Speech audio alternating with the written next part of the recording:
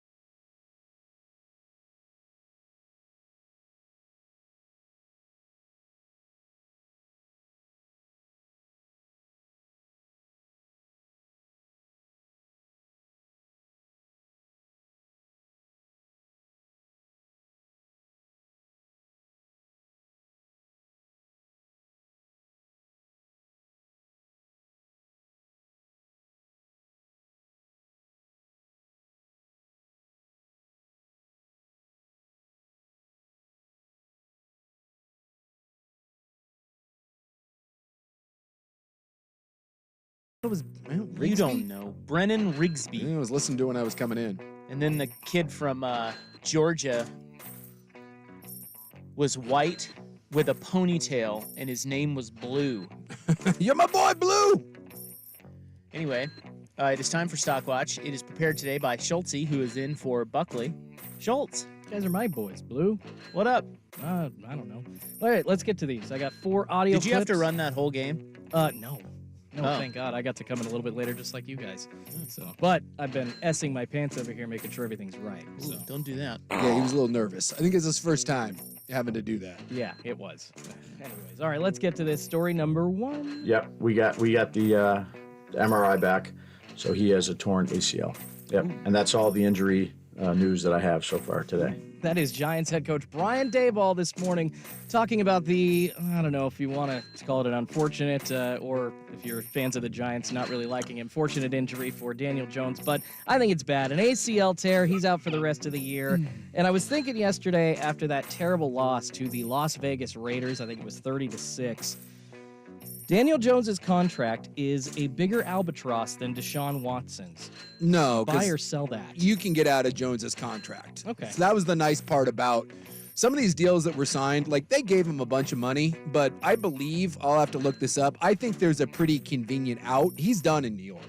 So, by the way, when you bet on the Giants and it's 7-0 and then Daniel Jones blows out his knee just taking a regular drop back, that's just one of those where you just flush your money right down the toilet and you're like, well, this is happening. But no, that's the scary part about the Deshaun Watson. He looked all right yesterday, but his contract's guaranteed. The Russell Wilson contract you can't get out of. The Kyler Murray thing you can't really get out of.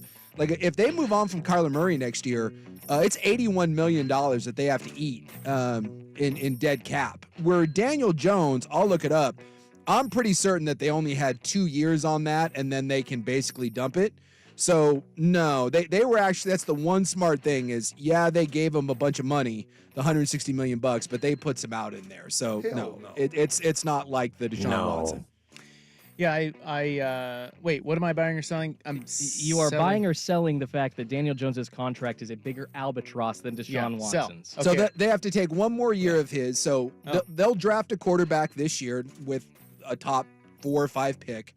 Jones won't play next year on rehab, and then after that, then they cut bait with him. They'll eat $22 million. You space out over 2 years, and it's no big deal. So they do have to keep him for one more year. Or it's a $69 million hit, but he will probably, and by probably I mean he will never play another down for the New York Giants. Yeah, so I sell it, but who do you think is he a starter? I don't at think some so. point? I think he's probably Grabs a clipboard somewhere. Well, he can pull like a Marcus. He will never be viewed as the answer for anyone, but like with, where Marcus was with Atlanta, or it'll He be. could be a stopgap guy, right? Yeah, exactly. That's my point. Is he will get an opportunity to start somewhere for a team that needs a bridge quarterback, but no one will ever view Daniel Jones as the answer. It's not. Got some of the business at the end of the play. Stroud to the end zone. Touchdown. Tank Dell. Perfectly thrown by C.J. Stroud. C.J. Stroud, 470 yards, 5 touchdowns on Sunday, the most passing yards by a rookie in NFL history in a single game. Also led that game-winning drive with 40 seconds left to go for a 39-37 win over the Tampa Bay Buccaneers. He ain't bad so far. C.J. Stroud, obviously the Texans guy, thrown for almost 2,300 yards already. So do you guys buy or sell that he is the best rookie quarterback from the 2023 class? It's not even close. You can make the argument he's the best rookie quarterback ever. He's the only rookie that I've seen that has this kind of impact without his legs. I mean, he doesn't move around. I mean, like, he's not an immobile guy, but he is not a run first or run second guy. He's a pocket quarterback. You're not supposed to be able to do this as a pocket quarterback. So, for all the people that were bagging on C.J. Stroud and the stupid Wonderlic test or the IQ thing that he supposedly bombed, you look like a clown because he's come in and he is the real deal. Now, there'll be some regression. There always is. Teams will start figuring out ways to give him problems. But when you watch him play, he is not dinking and dunking his way. He is playing big boy football, and they are giving him all he can handle on his plate, which is a lot. And he looks I mean, he looks like a top 10 quarterback right now in the league as a rookie, and you're just not supposed to be able to do that. Is really, really impressive. So, yes, he's the best rookie quarterback. It's not even close. And you could make a strong argument that we've never seen a rookie season quite like this. Well, I would have to buy it. Although, did you guys see Clayton Tune? You guys catch that performance? Ooh, boy. Well, they already announced, by the way, that Kyler will start next week. Yeah, no, duh. Good grief. Yeah. Well, I mean, it's kind of hard to see what Carolina was thinking with Bryce Young over C.J. Stroud now. Yeah. I mean, you watch both of them. It looks pretty silly. Yeah, it does. And we thought it was, I mean, not even that close. Yeah. You know? Yeah. Goes to show you, man. It's like, he's good, Stroud. you can evaluate all you want, but... And Richardson, he's hurt, but Richardson shows a little promise. Yeah, but again, he's one of those guys, and this is what I always say about guys that can run. It's easier for running quarterbacks to be good early. Yeah. But it takes... I'm just saying, there's no other quarterback showing any sort of... Levis, I guess, a hair. No, it's Stroud by a mile. Well, I know it's Stroud by a mile. What I'm trying to do is talk about quarterbacks who even have shown anything as a rookie. Yeah. Levis has, and Richardson did. I don't think we've even seen... Have we seen Hainer or Hooker or any of those guys? No, not that I've seen for any sort of meaningful snaps. And Bryce Young looks... Carolina in general just looks bleh. All right, Blue. Well, I think the Cubs are going for it. I think, that's won at the highest level. He's won the division 3 out of the last 6 years, had his team in the playoffs a number of times over the last 6 years, I think 5. And I think it just says that they're going for it. That was Joe Girardi, and he joined, I believe it was headquarter on CBS, something like that, a MLB show there. But he was talking about the hiring of Craig Counsell today. Yeah, surprising one, shocker in the baseball world. The Chicago Cubs signed Counsell to a 5-year, $40+ million deal. He's going to be the highest paid manager at about $8.5 million in the league. You guys buy or sell, and they fired David Ross in the process, by the way. You buy or sell that he is the missing piece for the Chicago Cubs. The Mets wanted him. I mean, I know everybody loves him. Yeah. You're right about that. I mean, why? Why is no one beating down the door for Bruce Bochy? I guess you just can't get him, right? Yeah. Well, Because came out of Bochy- retirement. What? Bochy came out of retirement. No, I'm saying right now. Like, Oh. everybody talks about Counsell like he's the next, like he's the greatest manager. Is anybody watching what Bruce Bochy is doing with another team? Winning another World Series. So I don't really get the Counsell thing. Maybe it's just that, because what I would say is Milwaukee has done nothing, but they are a winning team, and maybe he's a big reason for that. Maybe they have less than I think, and it's just Counsell pulling all these strings that's making them competitive. I don't know. I would sell that he's the missing piece for the Cubs. I actually think that I would never criticize a team. Particularly, I would never criticize a team for saying that's our guy and we're going to upgrade to that guy. I feel bad for David Ross, like he just got totally railroaded here. Yeah. But you don't just fire David Ross. You fire David Ross when you feel like you can go get your guy, and they felt like Counsell was their guy. So I don't begrudge him, but I'm going to sell at least for now that it's the missing piece. Yeah, I was kind of looking through. I mean, he's been there a long time. He was there from 2015. He is missing that 54% winning percentage. He's only at 53. So clearly Seattle wouldn't have any interest in him. And, he's been to the postseason, looks like 5 times. I don't know why everybody loves him, but Look, there's got to be something there. I know the Mets were beating down his door, and then when they didn't get him, I was kind of like, well, They just went and hired some Yankees. Yeah, the Mendoza guy that's been there forever. The Mendoza line. So Is that the guy? I don't think that's Luis Mendoza? I don't think that's the guy. But he's been with the Yankees for like 15 years. But I don't know, man. The Mets can't hire a Yankee guy. What are they doing? Well, they just did. I know. Anytime I'm this guy, like I know at this point you can't doubt Bochy. Right? 3 World Series with 3 different teams. He's won 4 of them. So I can't doubt that. I am just that guy, and I'm probably just too stupid. I don't fully understand the benefit of the manager. It confuses, it frightens me. I never played baseball at a high level. So whenever they make the Mets hired their guy today, and I just who cares? I was like, I don't know.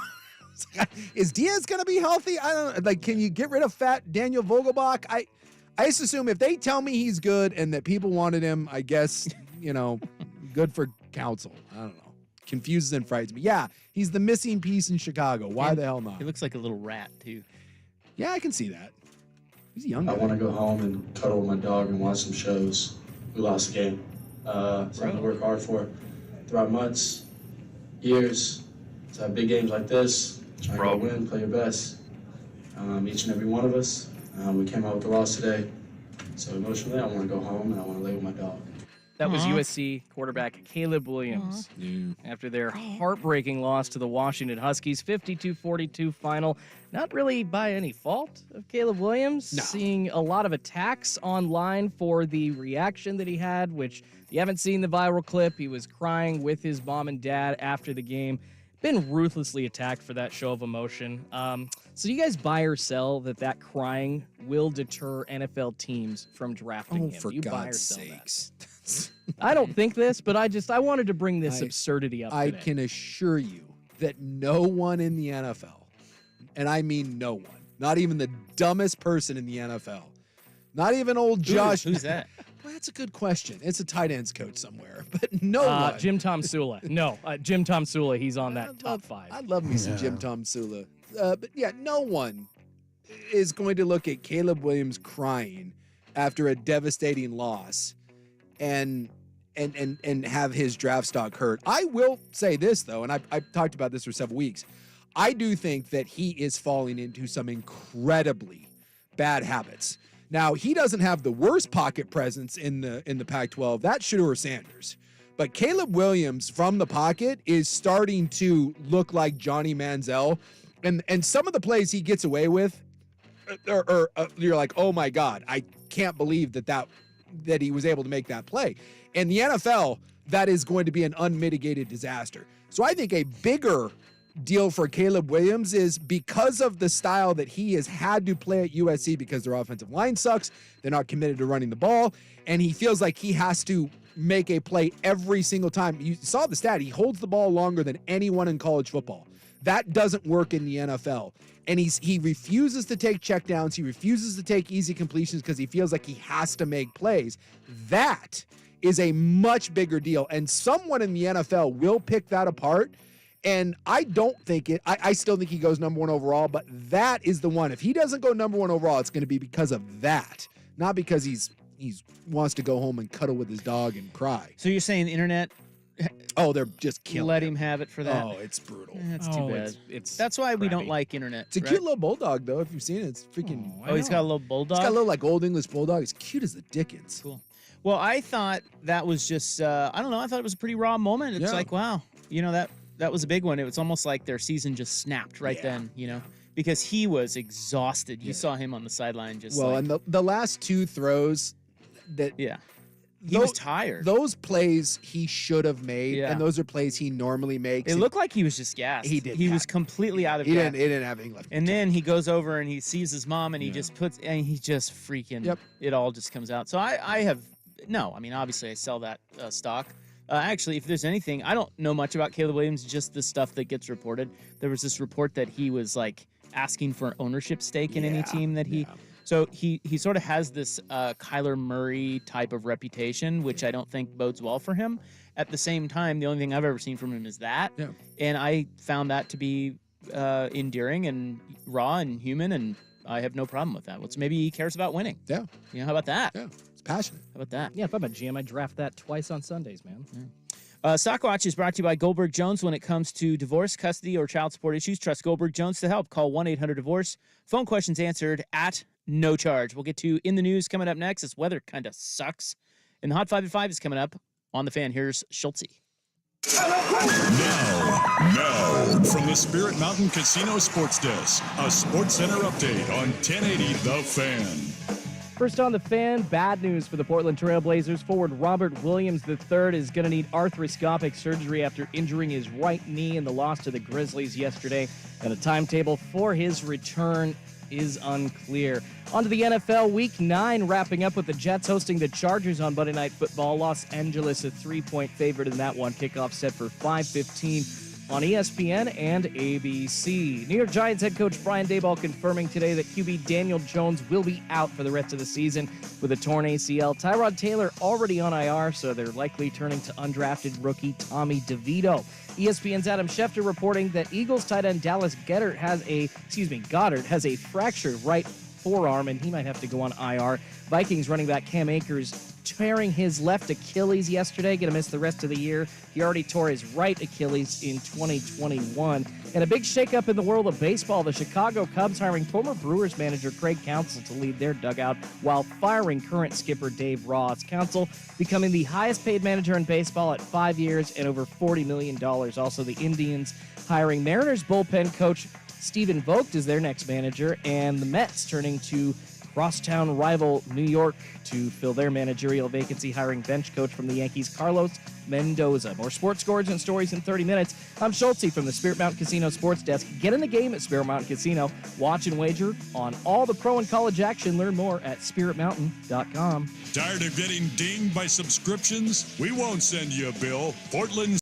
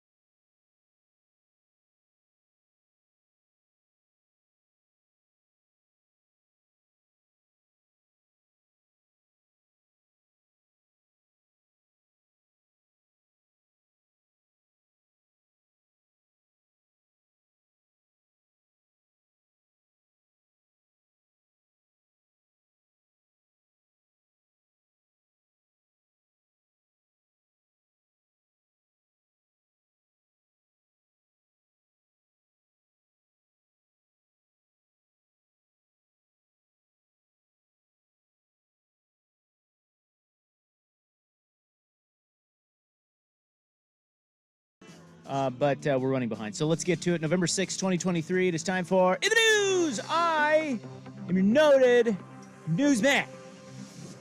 Hello. Shut up. Sorry. Today's basketball day. Oh, really? Yeah. All right. Go basketball. And the college basketball season started. Yeah, I'm not ready for that. I'm not gonna lie. Basketball day. Whatever. I'm not one of those like D-Gen waiting for the 30 basketball games to appear at once so I can just lose all my money. Are you really? No, I'm not. Oh. I'm trying to say I'm not that guy. I know a guy like that. Yeah, no thank you. It's just, look, He loves college basketball. I have nothing against college basketball. I have nothing against the NBA, but boy, in my hierarchy of sports, it's down a ways. It's about March 10th. Should we start caring? Well, if we didn't have the Blazers here, boy, there wouldn't be a lot of attention that I would pay towards the NBA. It is also National Nachos Day. Now that is something I can get behind. I figured you'd like that. If you gave me the choice between never watching the NBA again or never having nachos again, No question. sorry Lillard, but I'm not going to watch you win that championship in Milwaukee. But I will have a wonderful, wonderful plate of let's go with some pulled pork nachos. That's a Already is. no-brainer right there. Yeah, I mean, you expect me not to have nachos? What if we added college basketball in, though? No, I'm still taking. Wait, like nachos. every time you have to watch college basketball when you're eating nachos? or No, something? you just can't. You have to pick one. Nachos you can never have nachos ever again, or you can never watch the NBA and college basketball again. Sorry, Or any basketball. I'm taking nachos. You can't go to the West Lynn Central Catholic game. Look, the tournament's gonna bum me out, but someone will tell me. No NCAA tournament. It's gonna bum me out. But you know what will soothe me when I'm like, God, I'm missing the Final Four? I'm just gonna sit down with a giant ass plate of nachos, like that's made for a group, and I'm eating them all by myself, and then I'll be all right. I'll turn on something else. I'm like, all right, let's turn on a different sport. Watch some baseball while I eat a giant plate of nachos and get wildly drunk, and I'll be fine. I'll just go watch Mariners games from 2001. I don't need basketball. All It's right. fine. Well, guys, pretty rough weather day out there. Boy, me and my buddies went and we got thorny at the playoff game. Yeah. Let me tell you, Was that last night? That was last night. That may be the most miserable sporting event that I've ever attended. Was it raining It as wasn't bad as it was today? worse. Last night? It was just. Sideways? It was. Doesn't that make it kind of fun? No, it does not. It was. Were you under the covering like the rich people? No, Oh, no, sitting with the peasants. no. We were like when you're down. We have like the field suite. My buddy has field suites, and so you're not covered. And Was that on the goal end? there's both sides have that. There's little tables you can sit down out there. But it's behind the goals, right? No. Oh, they're on the. They're on the side. We're right in the corner. Okay. Right on the corner, right by on the mat club side. So you got all wet. I'm not gonna lie. That's the definition of thorny. There was 3 of us. There were 3 of us that were there, and we were all kind of going around with hey, should we just leave? But no one wanted to be the one to call it. It was the playoffs, and then the damn thing went into overtime. It was not. Who won? We lost. Gotham beat us. Gotham. Gotham. Which, by the way, is the best name going in sports that the New York team does not call themselves New York FC. They go with Gotham FC. That is great. It's fantastic. And I would like to say that number 23 and 18 from Gotham, this is the second time I've seen them play this year. Couple of hots. I'm in love with them. Yeah. So I got to call you out for a lack of courage. I had no courage. You needed to call that. It was ridiculous. You had Bengals Bills on. You had Yes. Blazers on. You had a heater. It was stupid. You have a dry home. was Like just- what? It was What bad. are you doing out there? It was just. It's very unlike you. And then walk into the car afterwards because our All mad. Well, our parking pass, like we have a garage parking pass, I guess that didn't count for the postseason, so that didn't work. So we had to park like a 10-minute walk away from the stadium. The whole thing was a Sports. disaster, and then they freaking lost. That is, I will say that area, trying to park up there, it's just a bitch. It was not good. No, it's there's a lot of great places to eat. There's a lot of stuff to do, but trying to find a place to get there to do all that. That was, like I said, it may have been the most miserable weather that I've sat in You years. should have choppered in. I needed something. Like And Matt out. Lauer? Yeah, God. like Matt Lauer. Yeah, he had every day to the Today Show. He had his own little Yeah. chopper. That's But right. hey, we had to support. We had to get Thorne. It was the playoffs. He did commute via chopper, didn't Yes, he did. Because he lived up in, The big rich Well, the Hamptons. Yeah. County or the Hamptons. and he would some fly big down to rich New York part, yeah. City on his chopper Yeah, every and then morning. sexually harass and rape people, and then fly back home. I Unbelievable. wonder if it happened in the chopper. I would put nothing past him. That guy apparently was a freaking monster. Wednesday looks pretty sunny, but other than that, it's going to be kind of like this this week. And yeah, someone saying, I did sit through the Mariners 76-inning postseason game, and let me tell you, that was a walk in the park compared to the overtime Was Thorns it pouring down rain? No, it was Well, I not. mean, they have a cover on their stadium. But. Yeah, it was not. Believe me, that thing was a death march as well that I just needed it to end. But well, it was 1-0, right? Yes. Well, it was 0-0. 0-0, yeah. And then it ended up being 1-0. This, on the other hand, this was something entirely different. And they get like the stupid ponchos that they handed out. Yeah, that did nothing. Absolutely nothing. They gave you ponchos? That's well, kinda no, cool. you had to buy ponchos, but either way, it was. What do you got to pay for a piece of? I think it was like $10. Plastic. And then they ran out of them. It was just the whole thing. Oh, dear. What are we doing, people? What are we doing? Okay, I can only report to you one story, and it will be next. We have more people hit by Max Train. Okay, that's what we're going to report to you. Yeah. I mean, I'm not laughing. It's just like, another this keeps one. happening. It seems like there's an easy way to avoid this, but Yeah, don't go on the Max tracks. yeah, It's 4:49 on the Fan. The home of Dirt and Spray. You know what one actually upset me the most of all the rankings? Penn State. Why is Penn State in the top 12? Yeah, they were number 11. They're ahead of Missouri and Louisville, two other one-loss teams. They've done nothing. Penn State has beaten nobody.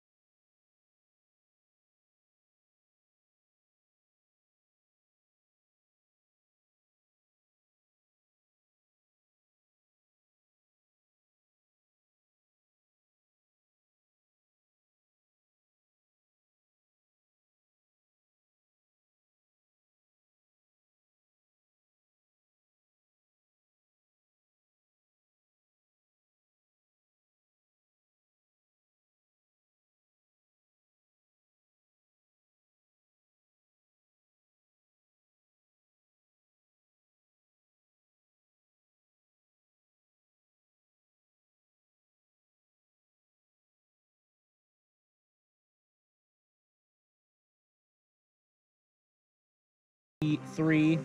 2 teenagers have died after being hit by a MAX train. This one in northeast Portland. This was late Saturday night. That's no good.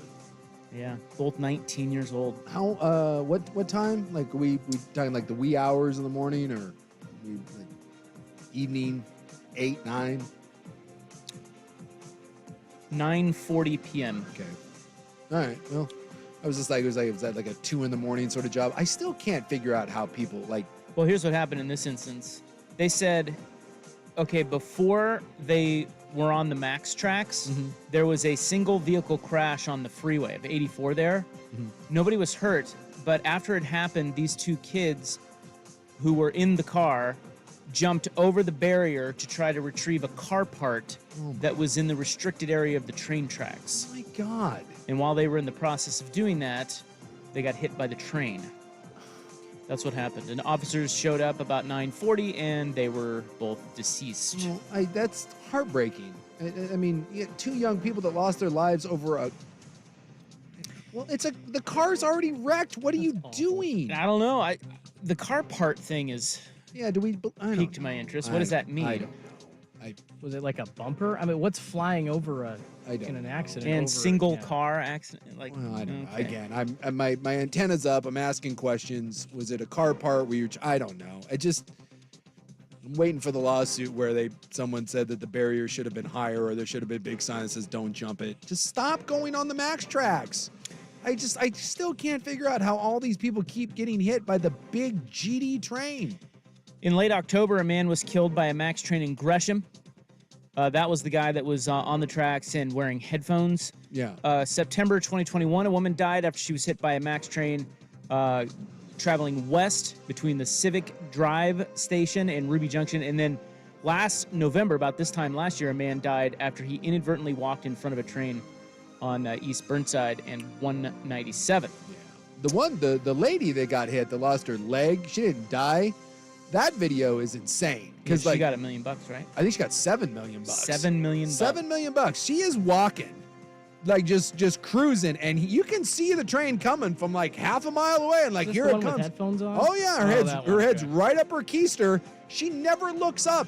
She's just staring at the ground, just marching, like she's just on a mission. And it's not like the train hits her. She walks into the train is already in front of her, while she keeps going, and then it like sucks her leg underneath. It's unbelievable to see the video. And then you're like, $7 million? She's lucky to be alive. Yes. Pick your head up. Weird. All right, well, that's all we have time for, guys. Your noted newsman wants to deliver more news, but he cannot. No. He is time We're restricted. crunched for time. Is there really more news, though? Yeah. Oh, yeah. Oh. Did you see the hot new Oregon Health Authority director they hired? No. Yeah, she's kind of hot. I'm on my way. I'm sure very qualified, but also clearly. hot. Well, that helps, Way to go, Tina. Pay attention. It does, I will say, have you ever seen, like there's a meme that's going around where I'm not trying to shame anyone, but it is kind of funny when you see all like the I don't know what you would call it, like the head of public health for all of the different countries. Have you seen that? No. Like, so like our top public health official, and then like Germany's and like the UK's. Yeah? What do you got? What's going on? What's up? They all weigh like 330. Oh, they're all a bunch of fats? Yeah, and you're like, really? Yeah. You just want to raise your hand and be like, look, I'm not saying that you can't be a public health expert and weigh like 3 bills, but it's like going to a personal trainer. Like, again, I'm sure you can be morbidly obese and still give me great advice when it comes to working out. Not as often. But shouldn't the person in charge of like our health be, they're all doctors, right? a healthy person? This gal's a doctor. Yeah. She's coming over from New Jersey. All our doctors used to smoke back in the day. Yeah, 50s and that's 60s, they true. were all like, Yeah. it's good for you. Yeah, they gave you the calm nerves that you needed in order to be a surgeon. I love those ads. We give doctors way too much credit. Well, yeah. I mean, no offense. Well, not all of them are. It's do as I say, not as I do. There's that meme going around about all the public health officials, and let's just say that it's like when you walk into like Whole Foods and you're like, this is the unhealthiest group of people I've ever seen in my life. Well, I'd like to do what this lady says. She's that's tomorrow. I'll all right, report to you all right. tomorrow. Thank but you. Thank she's the new head of the Oregon Health Authority. That's all we have time for. The Hot 5 at 5 is coming up next on The Fan. Nick Suk here for the Big Ford Store, Vancouver Ford, locally owned and #1 in customer service for the 6th straight year. Their certified staff is ready to get you the ride you're looking for. Vancouver Ford isn't just my hometown dealer, it's the dealer I send my family, my friends, my listeners to, because I know that they're going to be well taken care of and you won't find a better deal, period. Vancouver Ford is proud to represent my hometown, and I'm proud to stand behind them. Find them off Andreessen and SR 500 in the heart of Clark County or online at vancouverford.com. At Spirit Mountain Casino, exhilaration finds you at every turn, and big-time winning reaches all new heights. Excitement brings the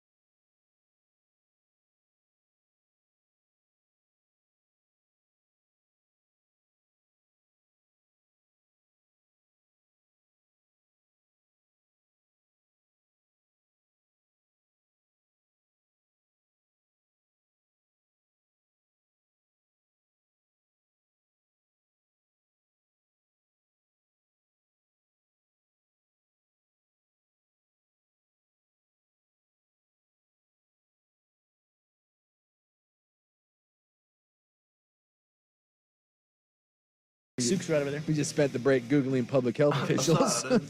Yeah, so our top public health official is a woman by the name of Admiral Rachel Levine. Yeah. At least I think. Yes, And that is correct. She was because we were talking about the meme of the public health officials. So they have one from the United States, one from Canada, one from Belgium, and I think one from the UK. And they all are they're all very large. Well, they're fat. They're fat.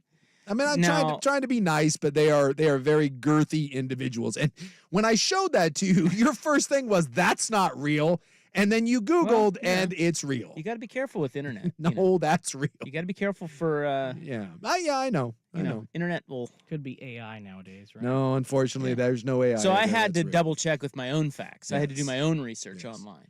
And I have determined that Rachel Levine is indeed our top health official. Now, she's a trans woman. Yeah, she doesnn't look as fat in a lot of the photo, like her bio photos, as she does in that photo that you have there. Well, But, we all, we go through. Understand. Yeah, I get that. Yeah, we gain, subtract. But would you rather have somebody who is really, really in shape and stupid or someone like this who's Harvard educated and an admiral? I get it. I just feel like if you are going to be the top public health official, I need like 5 push-ups and like maybe a pull-up or a burpee. I don't think that's asking too much. I mean, like maybe just like, am I asking, how about touch your toes? How about bend over and touch your toes? That's not easy. So, like, you need just, like, the middle, like a mix. Touching your toes? I'm not very flexible. That's not that easy. You can still touch and your I'm toes. not You that golf. fat. What if we... Well, do I have to have my legs straight? I'll give you a slight bit. Just, how about... I'm trying going to... see at the break if I can do that. I'm trying to find a bare minimum, right? Like, you are literally in charge. Fine. 5 push-ups. 5 push-ups. I'll even give the choice sit-ups. 5 push-ups or 10 sit-ups. I'm not even asking for the pull-up. Maybe the pull-up's asking too much. I get it. But some push-ups? How about even from the knees? Like some I can't call them girly push-ups anymore. I'm going to get canceled. Kneely push-ups. How about that? I don't think it's asking too much. If you are in charge of the country's health and portraying and suggesting healthy lifestyles to people, just saying, be nice. Be nice if you could touch some toes. Let's say that's not fat, that's prosperity. It's like, like in all these commercials for all the drugs that we're supposed to take, has anyone ever suggested to put down the cheeseburger and the giant coffee shake and go for a walk? Anthony Fauci was saying that all through COVID. Nobody wanted to listen to that fake news. Just take a because it's okay and it's socially acceptable, and you're supposed to, you sound very fat phobic right now, Sook. Yeah, jerk. Damn. Just take a walk. Lay off the fats, a-hole. Take a walk. That's all. It's just, like we've all been there, man. We've all been a little bigger than we want to be. Just take a walk. Take a walk. All right, it finally happened. College football talk this hour. We have our poll question. We haven't gotten to that yet because we were late due to Ducks basketball today. Yeah, well, and Ducks post game. Don't forget about that. Club 1080. I have Sunken treasure news. Yellowstone is back, but right now the Hot 5 at 5. Hot topics, hot opinions. Oh, golly, I'm hot today. And hot air. It's time for the Hot 5 at 5. That's hot. The Hot 5 at 5 on Primetime with Isaac and Sue. No, I mean it. That's very hot. The Hot 5 at 5 with Isaac and Sue. Brought to you on The Fan by Victor Rico's Mexican Food, the most popular burrito spot in Oregon. Online at victorricos.com. Number 5. Well, the Ducks were just too much for Georgia. It's about time. You think there's some revenge factor there? Yeah. Yeah, take that, Georgia basketball. Well, you hope to hear that in football in January, but we are talking basketball. Oregon's season began today in Las Vegas against Georgia. You heard it right here on The Fan, or maybe you didn't. If you didn't, the final score was 82-71. Brennan Rigsby with 16 points off the bench. Elsewhere, the Big Ten has informed Michigan that discipline for sign stealing could be coming soon. They have sent them the dreaded formal letter alluding to evidence. Michigan, by the way, is doing they're not denying anything. They're just saying, please allow due process. Michigan's denying nothing. All they want to do is get Jim Harbaugh through the college football playoff. Yes, and that's all they want to do. And it's not going to happen. It's not. too many people have come out and there's too much evidence. And again, they're not even denying it at this point. See, Central Michigan made their statement too. Central Michigan has now gone from we're looking into this to we can't talk about what we found because the NCAA is investigating. Hell yeah. They're still not denying that it's him on the sidelines. Jets host the Chargers on Monday Night Football. The Jets defense against Patrick Mahomes, Josh Allen, and Jalen Hurts produced 8 interceptions, 8 sacks, and held them to a total or a combined 17.7 points per game. They just need Zach Wilson to not screw it up. So tonight, they get Justin Herbert. And don't look now, but if the Jets win, everyone else in that division lost. If they win, they're a half a game back of first place. The Giants have lost quarterback Daniel Jones for the season due to a torn ACL. The Vikings lose running back Cam Akers for the season to an Achilles injury. Some quarterback news, Minnesota already saying Josh Dobbs is their new QB1. Duh. That story is amazing. Yeah, we'll get to that. Falcons are sticking with Taylor Heineke, and Kyler Murray is going to step in for Arizona because Clayton Tune sucks. Yeah. So I guess that whole deciding on an airplane thing, that didn't work out so well when they went with the tuner. Number 3. Well, USC finally fires defensive coordinator Alex Grinch after giving up 265 points over his last 6 games. Taking over will be co-defensive coordinators, defensive line coach Sean Nua and linebackers coach Brian Odom. I'm not kidding when I tell you that going back and watching some of USC play defense, I have never in my life seen a more talented team be so out of sorts in defensive schemes. It is unbelievable when you watch them play and you actually go back and look at film. If a junior high team was running that, I would go tell the coach that he needs to figure out another way to call defenses. It's that bad. Well, they finally took care of it. I'm sure all their problems are solved. Thank God. Of course, the Trojans are in Autzen this weekend. USC dropping out of the top 25 for the first time under Lincoln Riley. 12th-ranked Beavers kick off with 5th-ranked Washington in 2 weeks, slated for 4:30 on ABC. See, the UW, I believe, had 170-something yards before contact. Like that, I've just never seen anything like it from a talented team. It's unbelievable. Savage move by the Cubs today, poaching a division rival manager, Craig Counsell, leaving the Brewers and headed to Chicago for 5 years, $40 million. He will be the highest-paid skipper in baseball. The Cubs' current manager, David Ross, was fired. The Mets and the Guardians hire rookie skippers. The Mets getting Yankees bench coach Carlos Mendoza. He's been with the Yanks for over 15 years in several capacities. And the Guardians replaced Terry Francona, who retired, with 39-year-old former catcher Stephen Vogt. Now, like, the Mets tried to get Counsell. I guess everyone tried to get Counsell, and I don't quite understand why everyone loves Craig Counsell so much, but apparently he was the guy and highest paid. It's funny how just some guys, they just, when you're the hot name, strike while the iron's hot. Can I add that about Stephen Vogt, too? It sounds like no managerial experience. He's not even 40 yet, but catcher for many years in baseball. We love catchers, yeah. Well, there's just amongst players, there's belief that he's going to do it. So, I don't know why. One Mariner note, the team decided not to extend a $20 million qualifying offer to outfielder Teoscar Hernandez. So he is becoming a free agent. Didn't they trade for a backup catcher, too, from the Rays? Yeah, no one that goes on their 40-man, but that was such a stupid move by the Mariners. Backup catcher, what are you talking about? Get excited. The Blazers are 3-4 on the young season, and now another injury. Simons is out. Wait, who else is out? Well, Robert Williams is out. Well, that's what I'm getting at. But wasn't there another one? Simons was out. Another one for Scoot's out. Well, Scoot, the ankle injury. but his isn't a long-term one. He just rolled his ankle a little bit. Now, big man Robert Williams has a kneecap injury, and they are saying he has 2 options for surgery. One is a cleanup procedure that could keep him out 2 to 3 months. The other would end his season. Well, and the problem with that is Robert Williams has been very injury-prone. It's the real knock on him there in Boston. So that sucks. But, I don't. Like, where were you going this year? I mean, honestly, it's about development. I mean, it sucks for Robert Williams, but I mean, I guess from a trade standpoint, because the idea was that maybe at some point in the season you were going to flip him. Look, just keep playing the babies and see what happens. I mean, Sharp has been a tremendous bright spot for you, playing hard. Former Blazer CJ McCollum has a collapsed lung. He's going to be out several weeks. That happened to him here, too. Yeah, the second one. He missed 18 games. And then James Harden is making his Clippers debut tonight in New York. He has yet to score in the first quarter. I thought he had. No, he's played before. He went 0 for.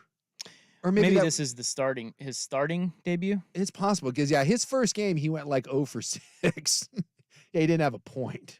So I think he's played there before. All right, well, there's your Hot 5 at 5. It's brought to you by Victor Rico's Mexican Food, the most popular burrito spot in Oregon. Order now at victorricos.com.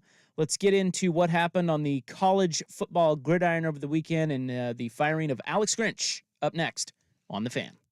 Oregon Ducks football is on The Fan. Swings it out to Bucky. 40, 30, a blocker downfield. Go to the 10, go to the 5, go to the end zone.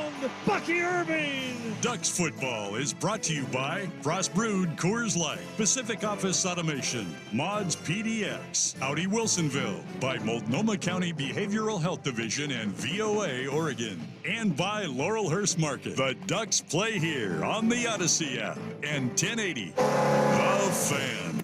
Now, here's a quick look at Portland traffic.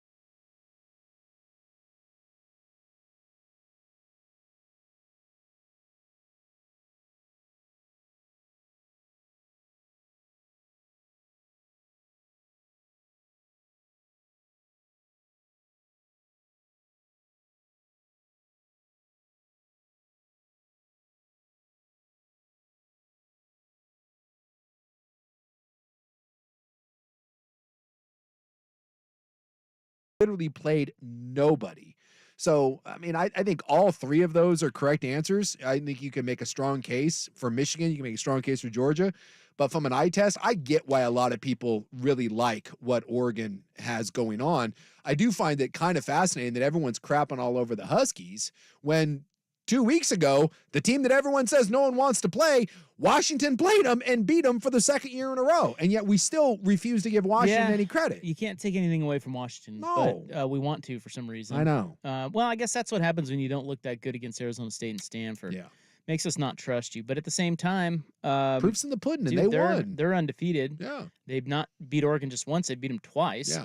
And, I mean, I don't know, until somebody beats them, it's... Well, and they look right now, I mean, they're going to be significant favorites. No team in the Pac-12 has ever gone undefeated in the regular season, and Washington is on the precipice of doing that. Now, they got a tough one against Utah, but again, Utah's offense doesn't scare me at all. And, Oregon State, that's the one. The Beavs can give them a run because we know Oregon State's a much different team at Reser than they are on the road, and that's going to be a tough challenge. It's just that, I don't know, the Beavers' pass defense scares me a little bit against what Washington has going on. If they, once Penix is healthy and, Ed McMillan ever comes back, well, Washington throws the ball. It's terrifying. Go ask Oregon. Yeah, but of the teams on the list, even though they're undefeated, I think Washington, for most people, comes in last. Yes. Because Alabama and Georgia, you just trust. Mm-hmm. And Alabama's getting better. Jalen Milroe is getting better. Their run defense is a little scary. I mean, before he got hurt, Daniels was carving him up. I mean, this certainly isn't the best of the Alabama teams, but give them credit because everyone wrote them off, and I mean everybody. And they are plugging along, and they're getting better and better and better, and there they are sitting at whatever 8 in the country and looking the part. But it's kind of cool to have Oregon and Washington, in the same breath as those schools. Well, I would make an argument here that I would be very interested to see what would happen. And I know things would have to break the right way, but if Oregon runs the table and Washington runs the table, and they do meet again in Vegas, you're talking about a top probably 3 to 5 matchup. And let's say Washington loses in a close one. They lose by a field goal, much the same way Oregon did. Why couldn't you have 2 Pac-12 teams?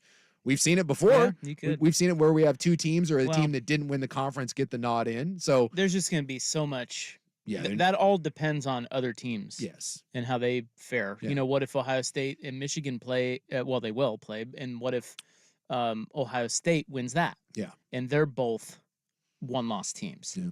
What if, Georgia and Alabama play and Alabama wins that and they're all one-loss teams? Yeah. So it's just, there's so much to I mean, it's hard to even talk about that because we just don't know what's going to happen. But yeah, it appears Washington and Oregon are on a collision course, although the Huskies next 2, I wouldn't look past Utah, and then they go to Corvallis, man. Those are dangerous. Yep. And Oregon, meanwhile, I don't know what you think, but USC, I just don't.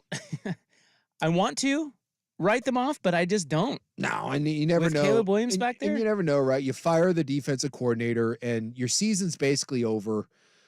Is this one of those where you finally get some pride that steps up, and maybe they change some things, maybe they simplify some things, and you look with the Raiders, this week in the NFL, where you fire someone, and it's a double-edged sword because a lot of times we talk about when you fire the coach, either it's the sign that we're all running up the red flag here or the white flag, and we're surrounding, or you get the, hey man, F this. We're gonna go out and prove that we aren't dog mess, like that we still are a good team, and so.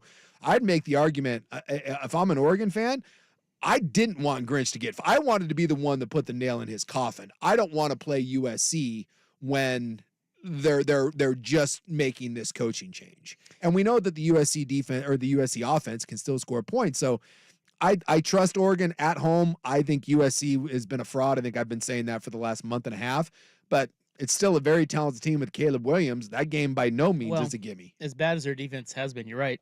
They have a new outlook on their defense now. Yeah. Just in time for this game. And they've been playing close games. Yeah. I mean, we can call them, a fraud and say that they're just not an easy out. No. They're just not. I just thought if Washington beat them, I thought that USC would just roll over and die. But I do think that the firing of Grinch may breathe some life into USC. Like I said, I think that's the worst thing that happened to Oregon was them finally growing a pair and firing their defensive coordinator. But we'll see, because ultimately, like, Oregon should run the ball for 9,000 yards against USC. I get that Caleb Williams may be able to put up some numbers in Autzen and throw the ball around. We'll see what the weather's like. But Dylan Johnson, no offense to Dylan Johnson, he had 26 carries for 256 yards. And I believe 170 of those came before contact. Bucky Irving may die from just running, like exhaustion. He may run for 1,000 yards and then just collapse marathon style in the end zone. Like, yeah, I mean but that's what I know. It's so hard not to trust Oregon against USC because watching USC, it's just like, dude, how on earth are they going to stop Oregon? They can't even stop Utah and Cal. No. So they're not going to stop Oregon. At the same time, Washington said the same thing. And were it not for a holding penalty, USC scored the go-ahead touchdown in that game. Yeah. But it got called back due to holding, and then Williams got sacked, and they had to punt, and that was it. It was one stop. Yeah. One stop.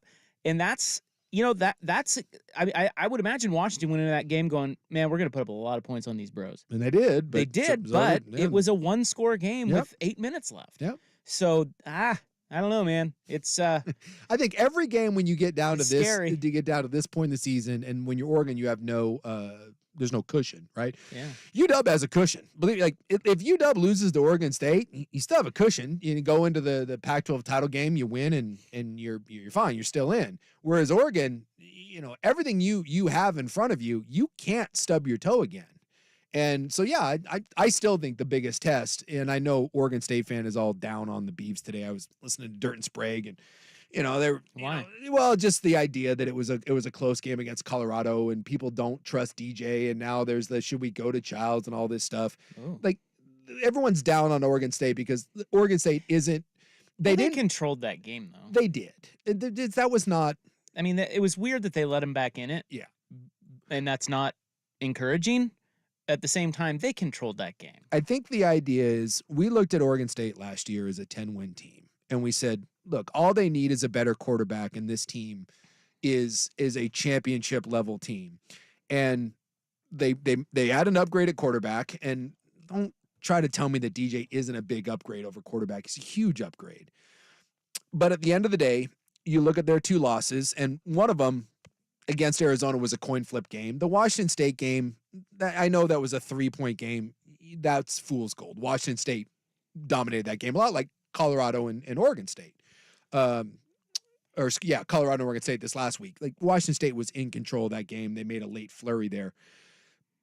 But it does feel like Oregon State hasn't made the jump that people were hoping that they were going to make. With some of the close games, and we just look at the way they play, they remind me a lot of last year's team. A very good team that feels probably a step behind the truly elite teams of the conference. You still have 2 more shots, right? You got Washington, you got Oregon. Prove it. But I think that's the frustrating part for Beaver fan is I think they were expecting a bigger jump than what we've seen. And it just goes to perspective because what would we say a number of years ago if I told you were 7-2 and you're rolling in, you're going to be 8-2?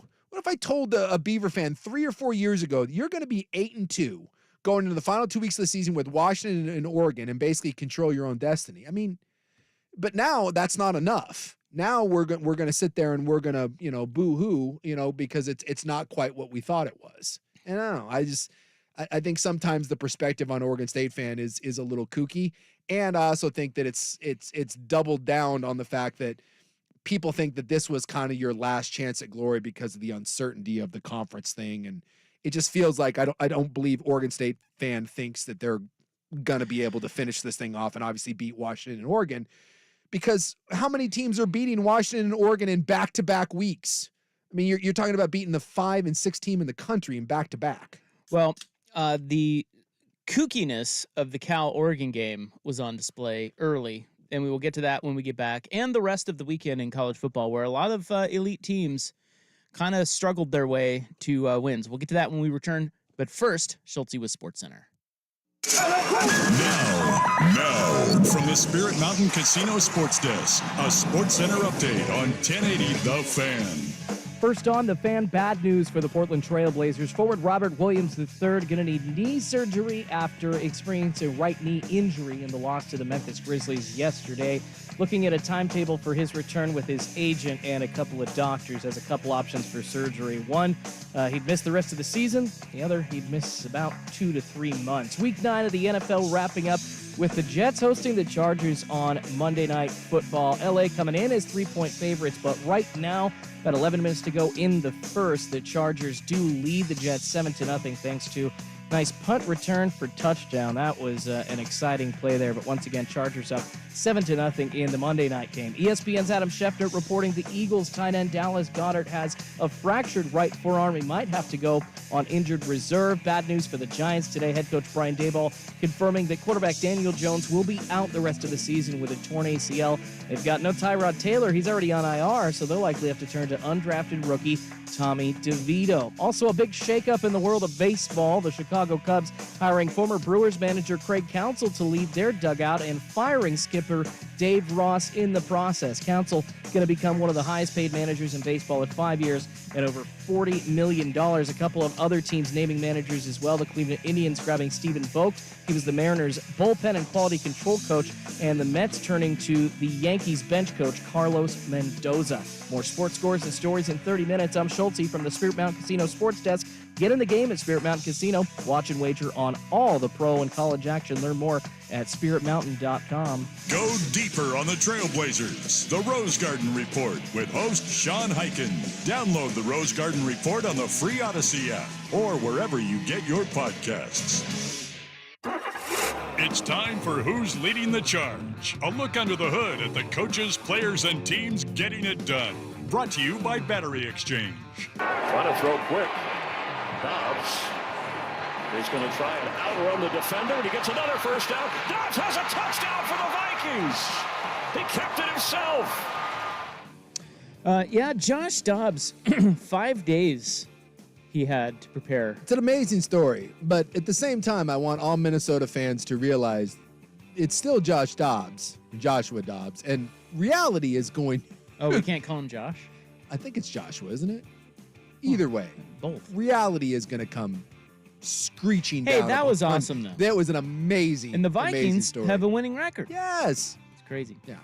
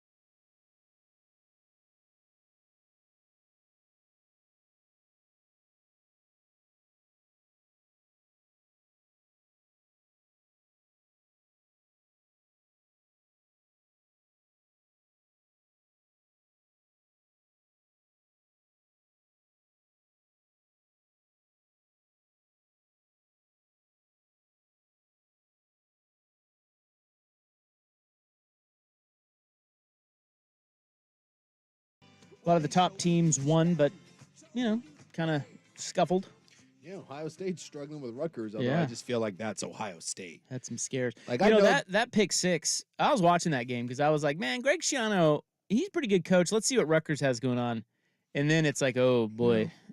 But they were up, let's see, Ohio State was leading 14-9. And Rutgers was driving in the third quarter inside the 10, inside the Ohio State 10. And they got a freaking lucky pick six. Yeah. And the game was over because, it's just hard for Rutgers to come play from behind. And then the second half, well, that was in the third quarter. Yeah.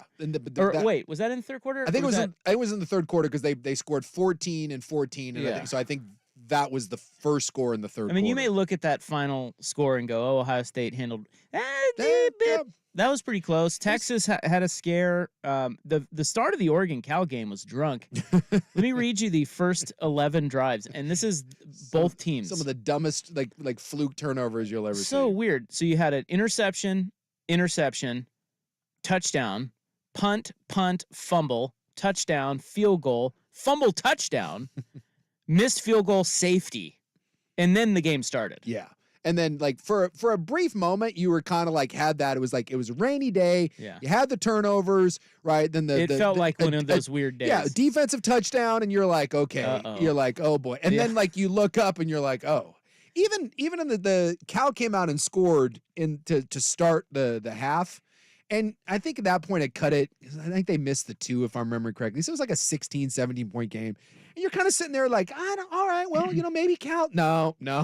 No, but you're right. It felt like one of those oh my God, they're gonna be one of those weird games, and then Oregon just put their foot on the gas and thanks for coming. They'd only turned it over twice all year, or something like that. And Nix throws a pick on the first play. Yeah, and then it's like, oh yeah. So I mean, we've all had that feeling. You know that feeling where it's like, oh, it's gonna be one of those days.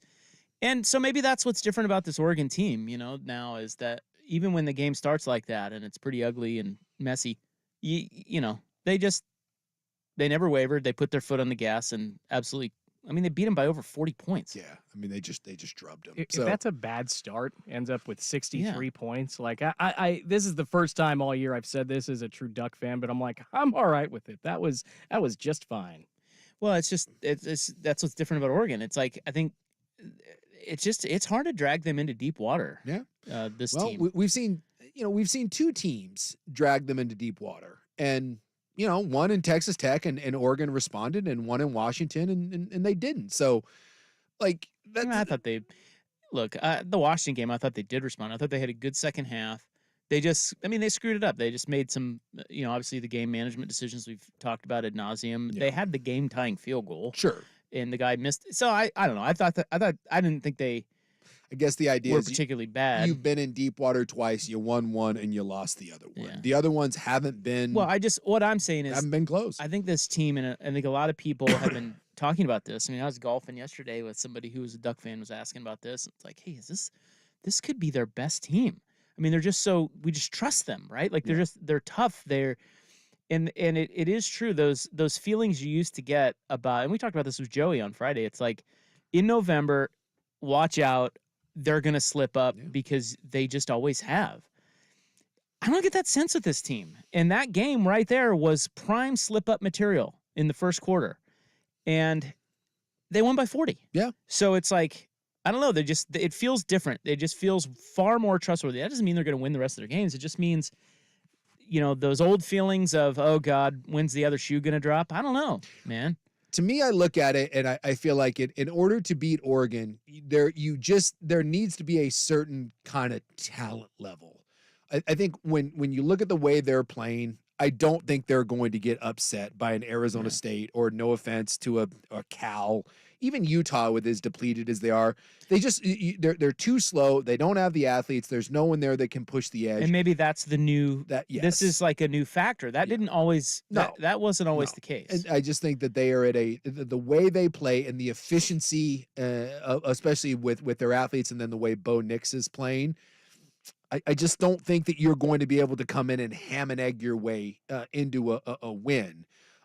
you're going to have to come in and take it to Oregon. You're going to have to make them uncomfortable. And I'm just not certain how many teams are able to do that. But when you look at a team like Washington, with their ability to throw the ball, they made Oregon uncomfortable. Until Penix got hurt, Washington did whatever the hell they wanted offensively. They absolutely trashed this defense. And that's the thing with USC. Oregon is so much better than USC, and they should run for 1,000,000 yards on the Trojans. But Caleb Williams and those receivers, they can give Oregon problems, because as good as the Oregon defense is, and it is, I mean, in the country, in a lot of metrics, it's a top 10 defense. I think in the conference, it's only trailing Utah. Make no mistake about it, Texas Tech threw the ball on them, Washington threw the ball all on them, and USC will be able to throw the ball on Oregon. So, I'm not nervous about USC, but that is a team that can have an advantage. And then you look at I don't think Arizona State has anything to offer them. Then you look at the Beavs in the Civil War, and I ask, can they bully Oregon up front? Can that offensive line and their ability to run, can they shorten the game? Like USC just has to outscore Oregon, kind of like what Washington did. Oregon State is a team that I think can give Oregon problems, because they may be able to run the ball, control the clock, shorten it, and then you don't have to stop Oregon, time after time after. You just need to limit it to maybe 7 possessions, get one fluky turnover, maybe one stop, and then try to muddle it up like they did last year. So that's my thing with Oregon. You aren't going to get beaten by an inferior team simply because you're having a weird night. It's not happening, like against Cal. All right, well, let's look at the rest of the college football slate and everybody that pulled it out. Texas pulled it out. Alabama had a nice win. Yeah, big win for them. And it helps when, you knock out Georgia Daniels, which that wasn't a cheap hit, but just, tough hit. I don't consider that cheap on Dallas Turner, but once he went out of the game, nothing. Although I got to laugh the fact that Brian Kelly and Jimbo Fisher are having the years they're having. It makes me chuckle a little bit. It's a lot. Love that. It's a lot of money. And you throw in Dabo. Oh, God. 3 of the most unlikable douchebags in college football, all taking it in the shorts. All right, we'll get to that next. Wrap up the hour on The Fan. It's time for a Ducks Report, the inside story on Oregon athletics. Brought to you by Mods PDX. The future of building is here. Trips left for Bo. Now Ferguson goes in motion right, comes back to make it still 3 to the left-hand side. And Bo on the snap, back to throw. Throws it down the middle. There's Tez Johnson. Why not just score? 5. Touchdown, Tez Johnson. What, 180 yards, 12 catches, 180 yards, 2 teddies. Yeah. From Tez. I mean, they just... I actually felt bad for Cal. Why can't Cal play any defense? Well, they were supposed to be an offensive team, but they couldn't play much of that either. Cal just got overwhelmed. Cal's not in the same league as, and won't be, as Oregon. Mods PDX, the future of building is here. Prime time for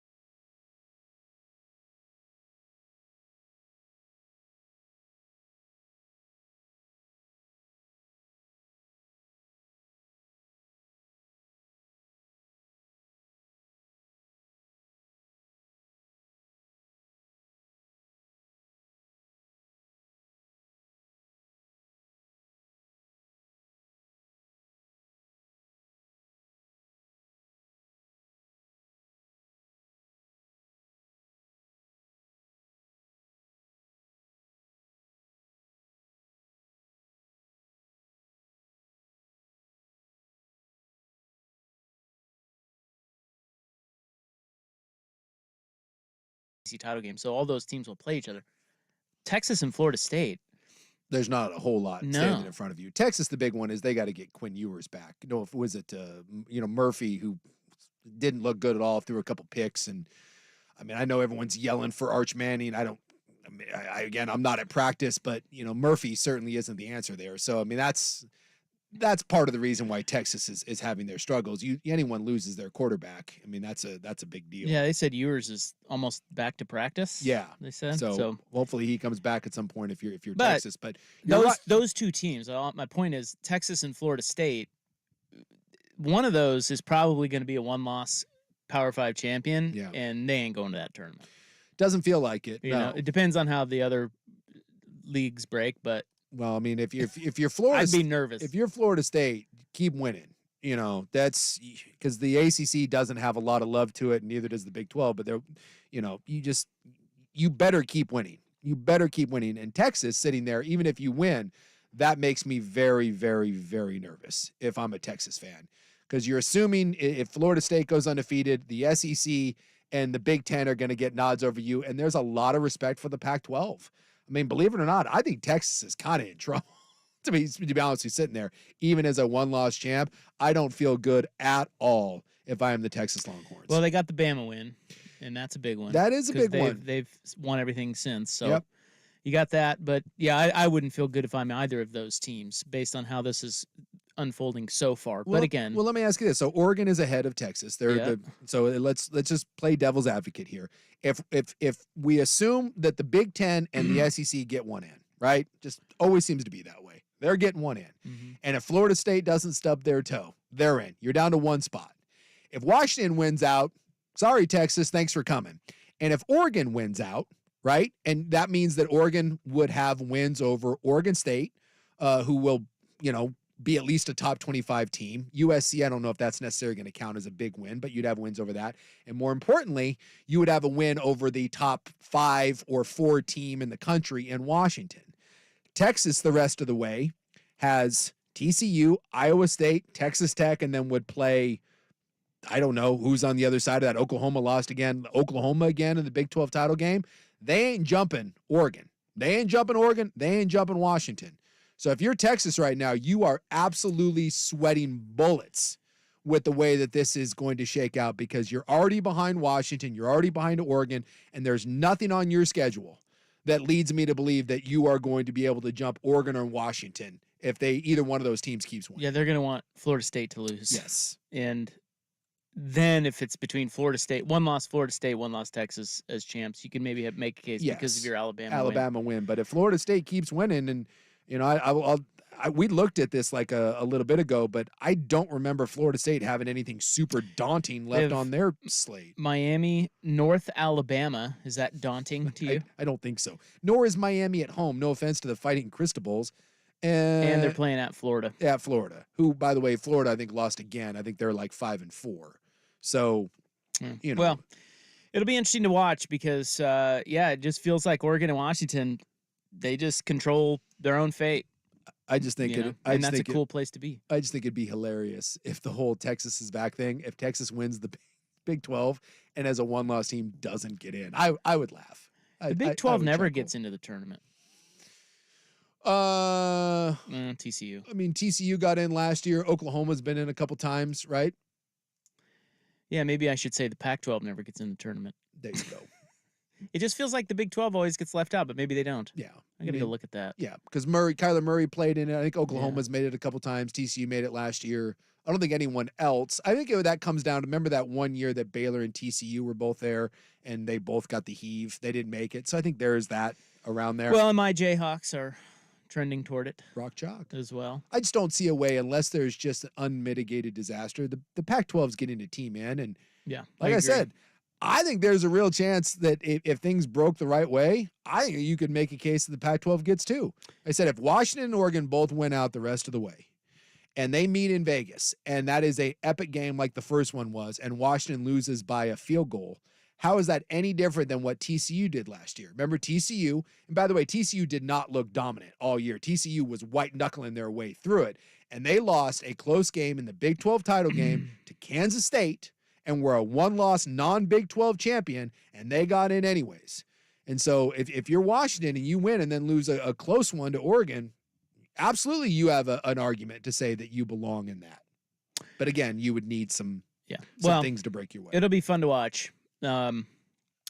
Chargers have a 14-0 lead on our Jets. Yeah, because the Jets have given up a punt return for a touchdown, and then they fumbled twice.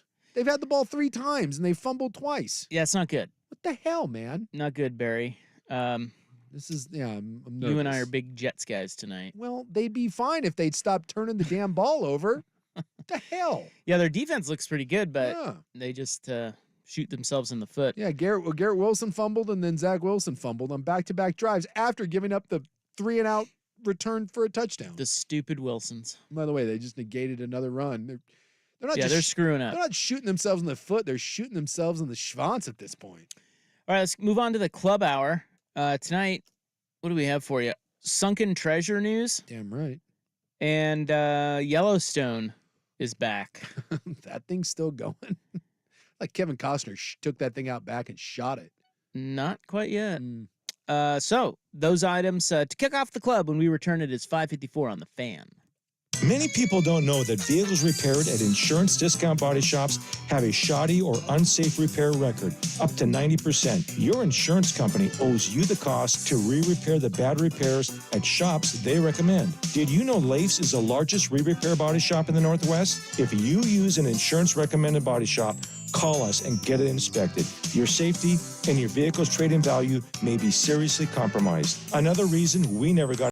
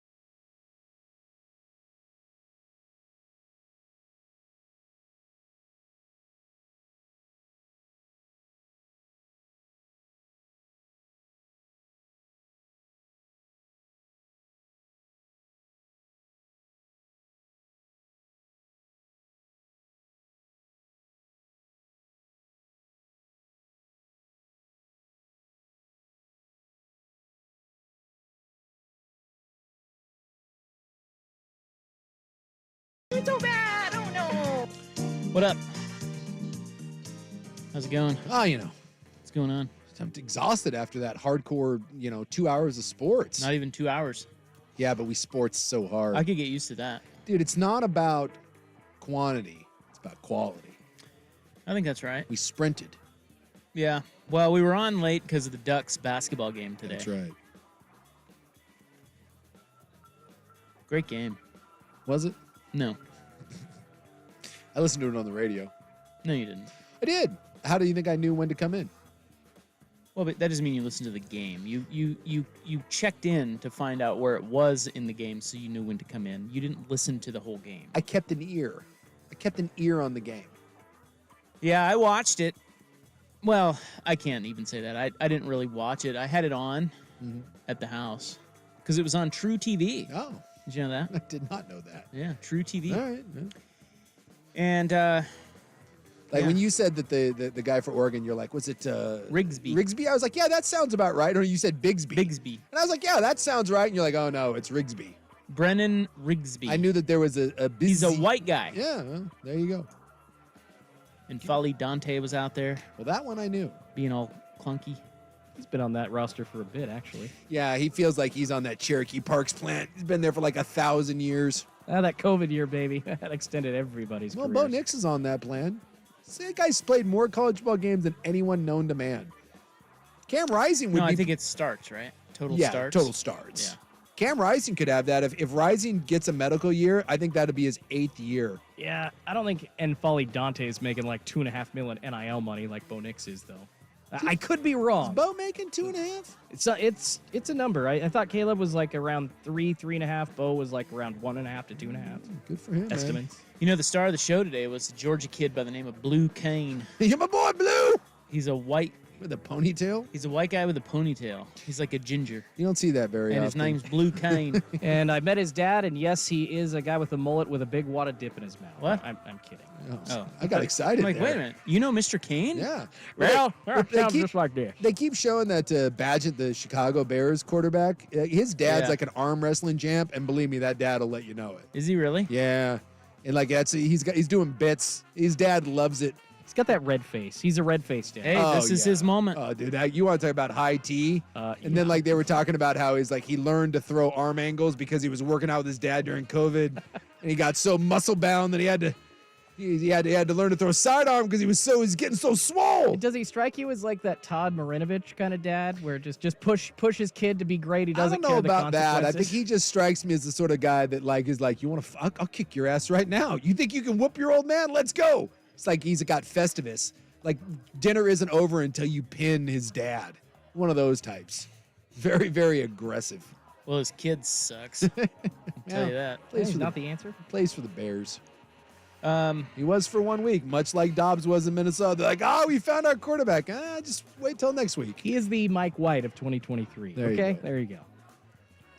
Also, can I just say this too? That have you seen the You John? can't stop sportsing. No. This isn't sports. Have you seen the John Travolta Capital One Express card, the Santa commercial yet?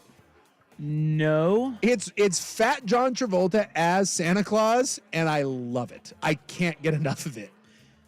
Okay. Look it up. It's like he's doing bits. He's dressed up as like a hip Santa, and I'm not gonna lie, it might be my favorite Santa Claus I've ever seen. It was just on like behind us there, and every time I see it, it makes me want to like go get a Capital One card just so I can hang out with John Travolta as Santa Claus.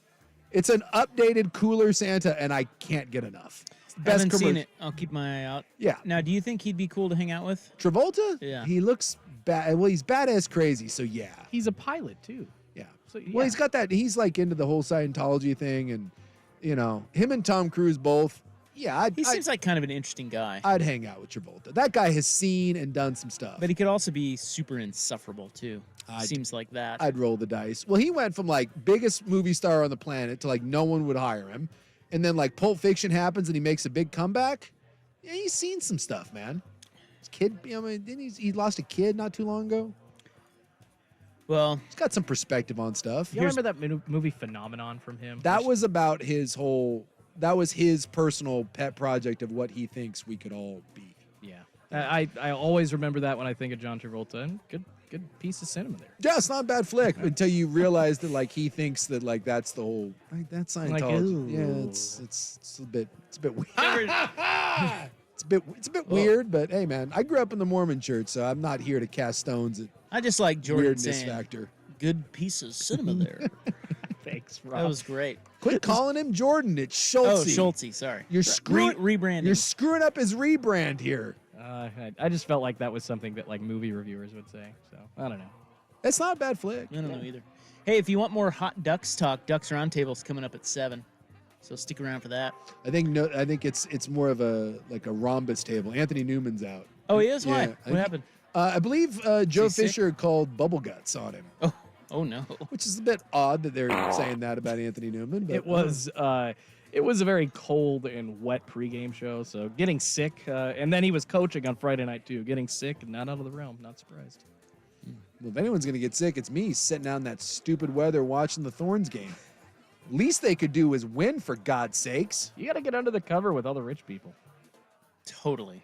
We had the best seats, we're literally on the field. Well, some of this is on you because yesterday was really nice. We got in 18 holes of golf and we were in short sleeves. Yeah. But we knew that the weather was coming. It's on us. We got out of there before it hit, which was right around 2:30. Mm-hmm.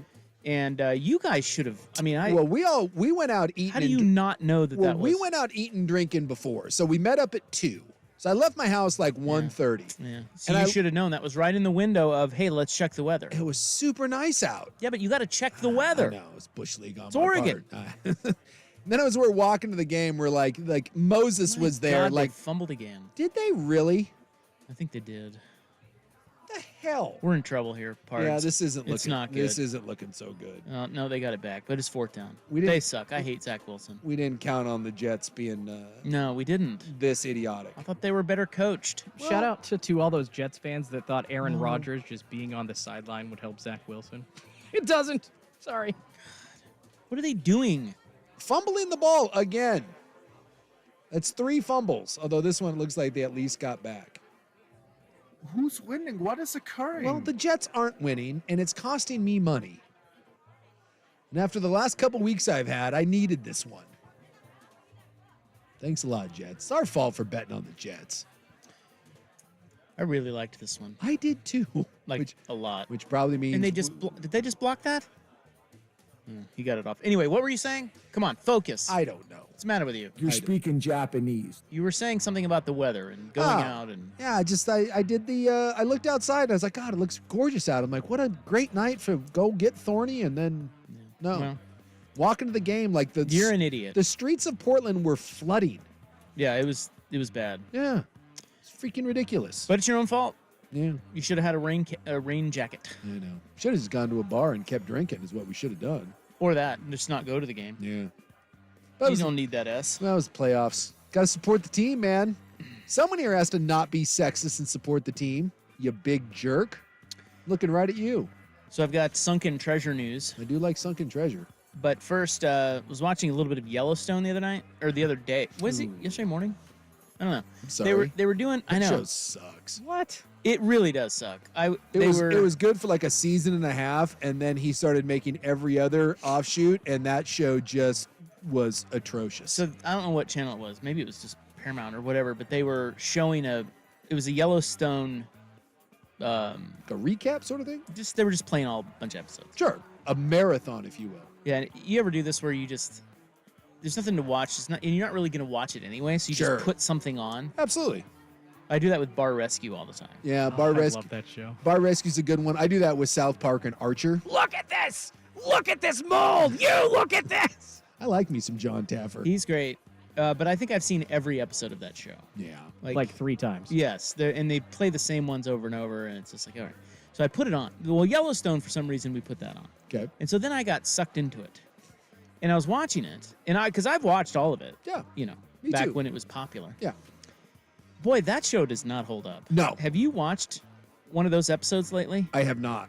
Because and it's not that long ago that we were watching Yellowstone and everybody was raving about it. It was all the rage. Like Yellowstone became a cultural phenomenon to the point where like Rip and Beth were trending as names for babies. And the show, I mean, it's like Dallas, right? Yes. It's like, it's just, you know what you're getting. It's the same crap over and over. A couple of the characters, including Beth, are really good. And we fell in love with it. Yeah. Doesn't mean it's like this outstanding show. But boy, if you go back and watch Yellowstone now. Rough. Oh my God, it's so rough. The acting is so much overacting, and it's terrible. And some of the scenes, it's just really kind of over the top and stupid. I really liked it at the beginning. And then, like I said, he started writing every other spinoff. And the writing on it just became awful. And the plots, like, how many people can be murdered before someone asks questions? Like, I'm not asking it to be the most realistic thing in the world. I get it. It's a drama. But, dude, like people die. People are blown up in a bomb. And everyone's like, well, I don't know. That happened. Like, they're like, their governor tries to get assassinated. And everyone's like, oh, well, that's the end of that.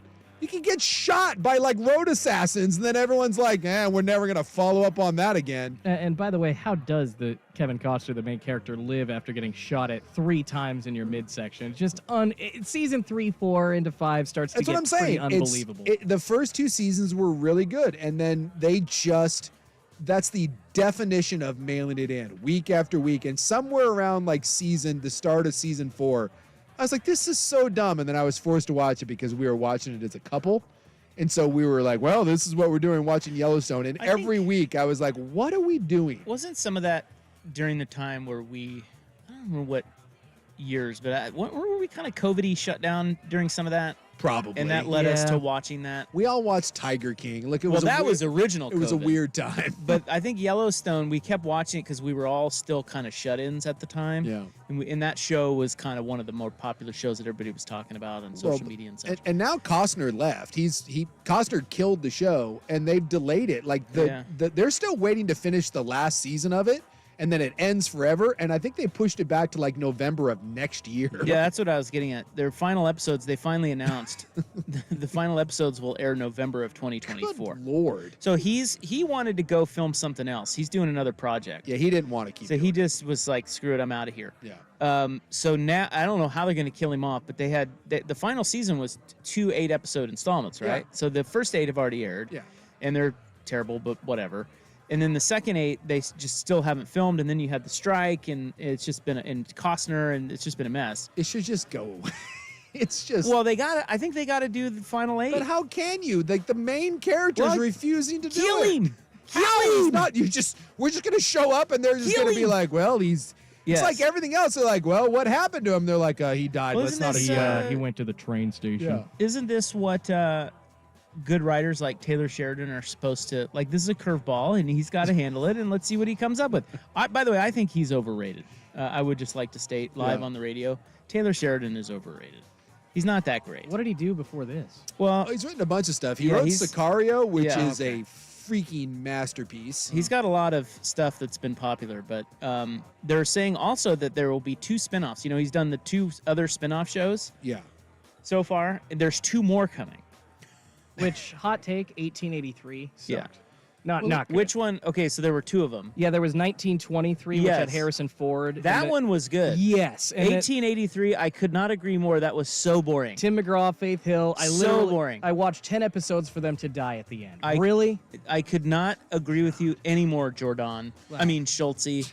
And I told a friend of mine that, and they could not disagree with me more about that. They loved 1880. I said, they were asking about the 2 prequels. And I said, 1923 is actually really good. A lot of different storylines, cool, good show. 1883, skip it, because Tim McGraw and Faith Hill can't act. Yeah. But there's a hot in it, so that helps. She narrates 1923, I believe, as well. But Same they were like, oh, it's so good. They came back to me like, you're crazy. That's so good. But, dude, that show is boring as hell. 1923 was pretty good. Now they've got 2 more coming. 1944. So basically, it's just the family in different eras. Yes. How about instead of writing like 5 crappy shows, you just go back to writing 1 good show? Well, like I said, 1923 was pretty good. 1944 and, get this, 2024. What? Yes. They're going to do so it wouldn't be a prequel. They're going to do a present day Yellowstone, which is kind of what it is now. Isn't that just Yellowstone? Well, I think it's their way of getting around the Costner thing. Like, it's just, you do a different show, but they're saying that a lot of the present day characters will be in it. Okay. I'm not sure I want a lot of the present day So characters basically, in it. Yellowstone is kind of continuing. Yeah, I would just like to state for the record, not that anyone cares, but I'm done. I'm out. I don't blame you. I'm officially out. I I don't just don't care. You won't watch the final 8 if when they Probably come out? not. I bet you do. I have not liked that thing in 2 seasons. It was to the point where my gal didn't like watching it with me because I was just so negative. You'd be like, oh my God. I'm like, what the, really? Like, we're doing this? For God's sakes. Well, go there back are to a lot writing of- movies because he wrote Wind River is really good. He wrote Sicario, and one of my favorite movies, starring the great Jeff Bridges, Hell or High Water. Oh, is that's right. Fantastic. So when he takes his time, the dude's great.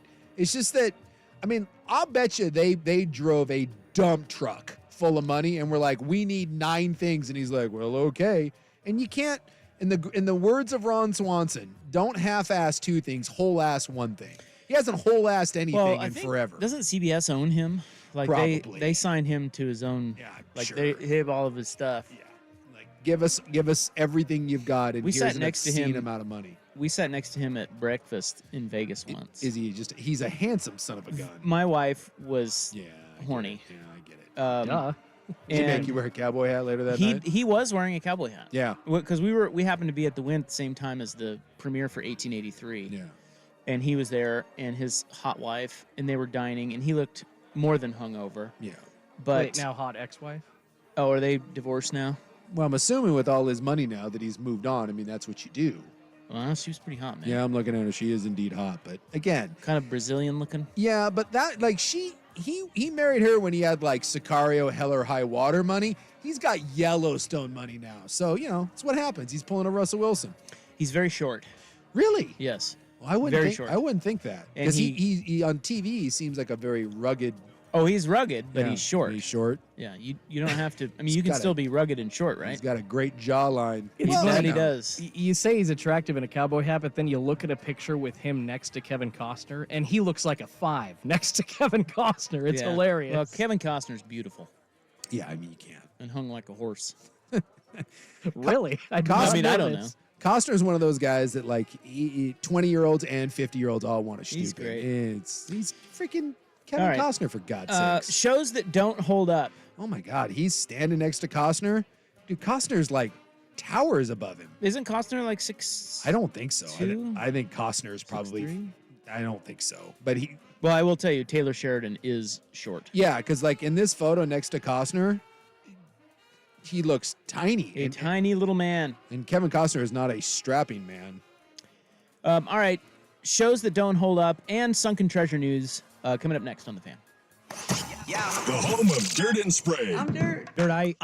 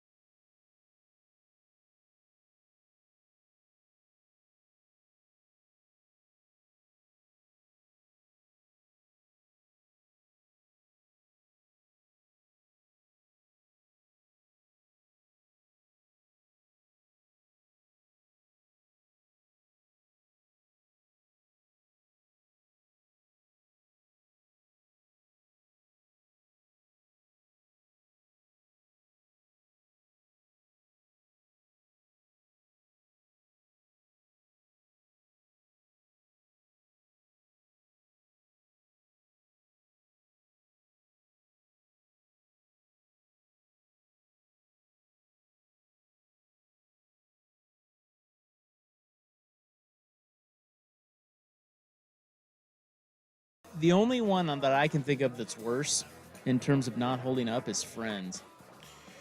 I never watched it that much, and I can't say that I've gone back and watched it again. So Dude, it's insufferable. It's awful. Is it? It is so. Is it hokey?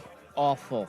Well, they stare at like that fat guy in the window that gets dressed. I mean, this is just one of many references that are just so not okay and outdated. But it's like, okay, apparently it's cool for you guys to laugh at a fat dude getting dressed in the window and think he's gross. Like, that's not okay.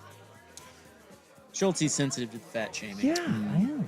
I'm a chubby dude, man. But look, I'm just saying, like that. You watch the Friends, any episode of Friends, any episode, they're all the same. Yeah. It is really, like, cringy bad. Interesting. Because my gal, now that and I have no idea why it was so popular. Who's the Matthew Perry that just died? Yeah. I come home a lot, and like she'll be like making dinner, and she's watching Friends now. I think there's a resurgence now with Matthew Perry, and I'll have to sit down and give it a whirl and see what you think. Yeah. Report back. Because like I remember a number of years ago sitting down and God, what's the name of it? Why can't I think of it? The Doctor Show, the original one, ER. Did you watch ER with Clooney and Anthony Edwards and all that? You know, I don't think I ever did. Didn't John Stamos eventually make it onto Yeah, I really liked ER. That was like one of those shows like growing up that I enjoyed, and I don't remember why, but it was on for some reason, and I sat down and watched it and was like, eesh. Terrible. Yeah, I was like, oh my God. Like I remember that was an emotional thing with Anthony Edwards' character. It was like Dr. Green when he died. I remember, oh man, that was a hell of a thing. I remember reading about it. Yeah. My wife watched it. Yeah, and like, it was a whole thing. And I went back and watched an episode of it, and it was just one episode, so maybe it just, again, I hadn't seen that show in, a decade plus. I just remember sitting there and just kind of having that same feeling of like, man, I really liked this. But movies can be like that. Some stuff doesn't hold up, and Well, there's a lot of shows. I saw. Have you watched the documentary on Michael J. Fox yet? I have not. Pretty good. It's him today and kind of what he goes through on a daily basis. Yeah. And he's in it, and well, obviously he's in it, but they interview. It's basically just an interview with him, and he talks about it. It's about his life. Sure. But Family Ties does not hold up. No, I think if you've seen any episodes of that recently, yeah, it's or clips even, you're just like, ew, why did we like this? I think a lot of those shows don't hold up. Like, even the ones that seem edgy. Like, I really like, same thing, I really liked Married with Children. And it was never meant to be a serious show. It just wasn't. But when I still love Al Bundy. His character always makes me laugh. But it's so poor quality and just so... It's just bad. It's just a really bad show. And you think like, oh my God, this was like really edgy and like cutting edge. And, it's like controversial. And you're like, oh my gosh. I know. So it's just... Shows you how far we've come. Yeah. Well, I saw recently, it was trending today, but and now everyone's pissed because they're doing the go woke, go broke thing. Because now people are trying to cancel The Simpsons because I guess Homer will no longer be strangling Bart. Okay. But it's a cartoon. Well, but here's my thing. Who gives an F if Homer's strangling Bart? If he is or isn't. Isn't. I love The Simpsons. The Simpsons is one of the most well-written shows of all time. Yeah, it's like you're pro strangulation. That's weird. And it changes the show none. Yeah. Not, so there none. was a big thing today about like, oh my God, I'll never watch The Simpsons again. So all of the really brilliant creative writing and social commentary and great humor, all that's out the window because they decided to have Homer not strangle. Everyone always claims that like. And I get it. Some of the PC stuff is so ridiculous. And I do think it's silly that, they've decided to not strangle a cartoon boy because after 30 years, now it's an issue.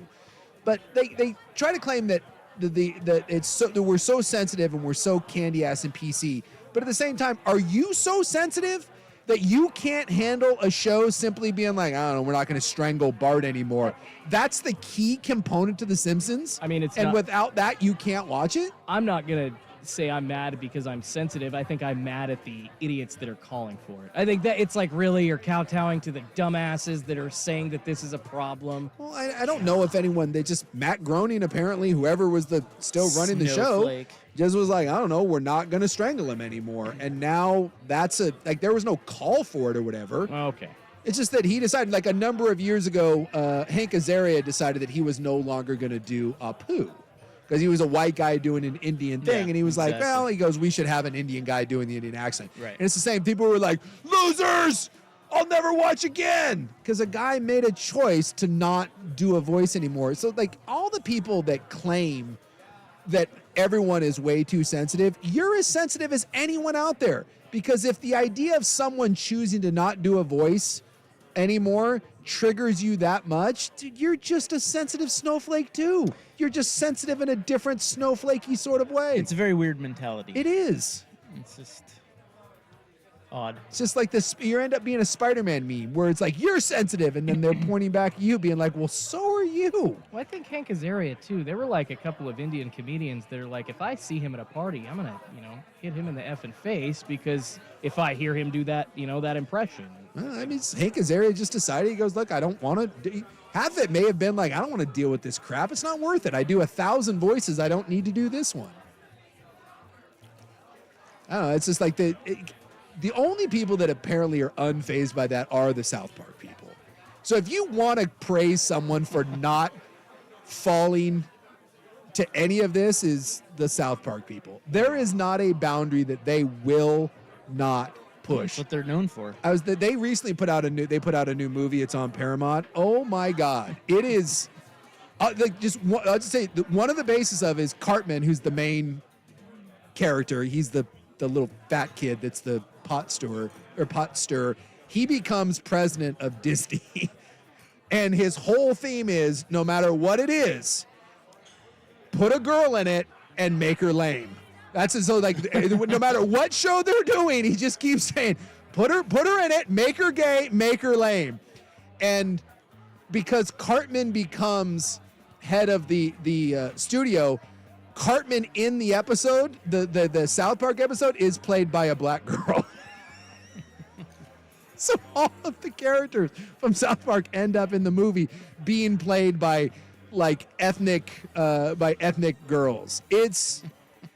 They just don't give a F, and they never have, and they will never bow down, and they have gone after everybody. And that I will say that it is kind of fun that there's at least one person two people that have dug their heels in and are like, whatever, good luck. No, I think it's called Joining the Pandaverse. It came out a couple weeks ago, and it is hilarious. Go watch. It's a perfect comment on our culture today in society. And we need that. Yes, we do. They are a great voice in that realm. All right, Sunken Treasure news. How much is this treasure worth? We'll get to that next. But here's Schulte with SportsCenter. Now, from the Spirit Mountain Casino Sports Desk, a SportsCenter update on 1080 The Fan. First on the Fan, bad news for the Portland Trailblazers coming down today. Forward Robert Williams III going to need arthroscopic surgery after injuring his right knee in the loss to the Grizzlies yesterday. A timetable for his return is unclear at this point. Week 9 of the NFL wrapping up right now. We got the Chargers against the Jets in New York for Monday Night Football. 2 minutes to go in the first half. Chargers do lead the Jets 14-3. Had a punt return for a touchdown in that one. Elsewhere around the NFL, New York Giants head coach Brian Daboll confirming today that Daniel Jones will be out for the rest of the year with a torn ACL, likely turning to undrafted rookie Tommy DeVito there. ESPN's Adam Schefter reporting that Eagles tight end Dallas Goedert has a fractured right forearm. He might have to go on the IR after some tests to confirm. And Cardinals head coach Jonathan Gannon announcing that quarterback Kyler Murray will start this Sunday against the Falcons, barring any setbacks this week. And a big shakeup in the world of baseball. The Cubs hiring former Brewers manager Craig Counsell to lead their dugout while firing current skipper Dave Ross in the process. Counsell will become the highest paid manager in baseball at 5 years and over $40 million total. More sports scores and stories in 30 minutes. I'm Schulte from the Spirit Mountain Casino Sports Desk. Get in the game at Spirit Mountain Casino. Watch and wager on all pro and college action. Learn more at spiritmountain.com. The home of Primetime with Isaac and Sue. Weekdays 3 to 7, 1080 The Fan. Are you tired of living with chronic pain? Look no further than Multnomah Medical Clinic, your trusted partner in pain management. I'm Glenn Wilson, and I have been refereeing for over 20 years. Recently, my calf muscle pain was holding me back. That's when I discovered Multnomah Medical Clinic. They have been incredible. After my treatment, my calf pain has gone away. It's great to be doing what I love again.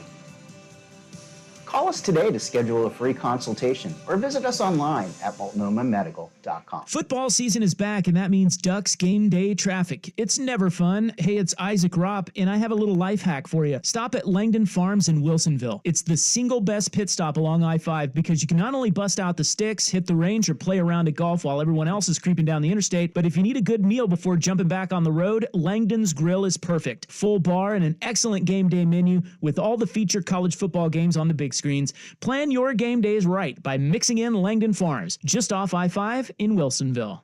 Urgent Camp Lejeune settlement message. On September 6th, the government announced it will soon begin providing fast, guaranteed settlements to Camp Lejeune Marines, families, and civilians. Awards will range between $100,000 and $550,000, with an option for higher amounts. If you or a loved one spent time at Camp Lejeune and suffered cancers of the bladder, liver, or kidneys, leukemia, non-Hodgkin's lymphoma, Parkinson's, or kidney issues, you may qualify for compensation and could be paid within 60 days after accepting your settlement, with your VA benefits fully protected. You may be entitled to a significant financial award for your Camp Lejeune claim, but you must act now. Call the James Harris Law Camp Lejeune helpline now to get the compensation you deserve. We're already fighting for thousands harmed by the water at Camp Lejeune. Call now or you may forever lose your right to be awarded a settlement between $100,000 and $550,000. For your free evaluation, call 800-217-1155. That's 800-217-1155. 800-217-1155. Now Martha Stewart for Skechers. When I make a dish or embark on a craft project, I always use the finest, most fabulous ingredients and materials. Which is why, when it comes to footwear, I love Skechers. Because Skechers is the comfort technology company and uses the most luxurious, innovative materials and designs to make wondrously comfortable footwear. It's exactly the way I'd make shoes. They've meticulously designed stylish footwear with all the fits and features you want. They have fits like wide fit, relaxed fit, stretch fit, arch fit, and more.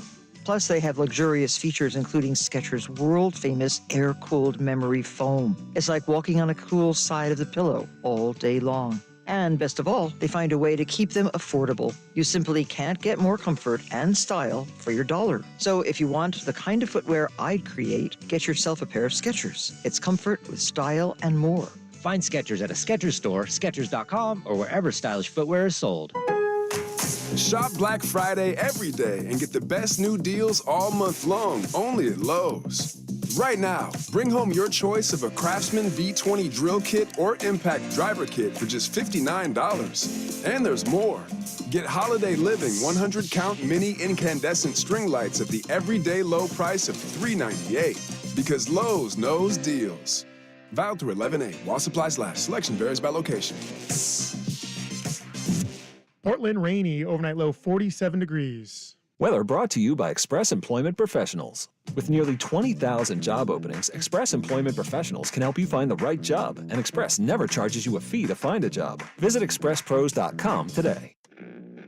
Club 1080 with Isaac and Sue. Sitting on a cloud of judgment, handing down life lessons to all the sinners. On 1080 The Fan. Double sun power!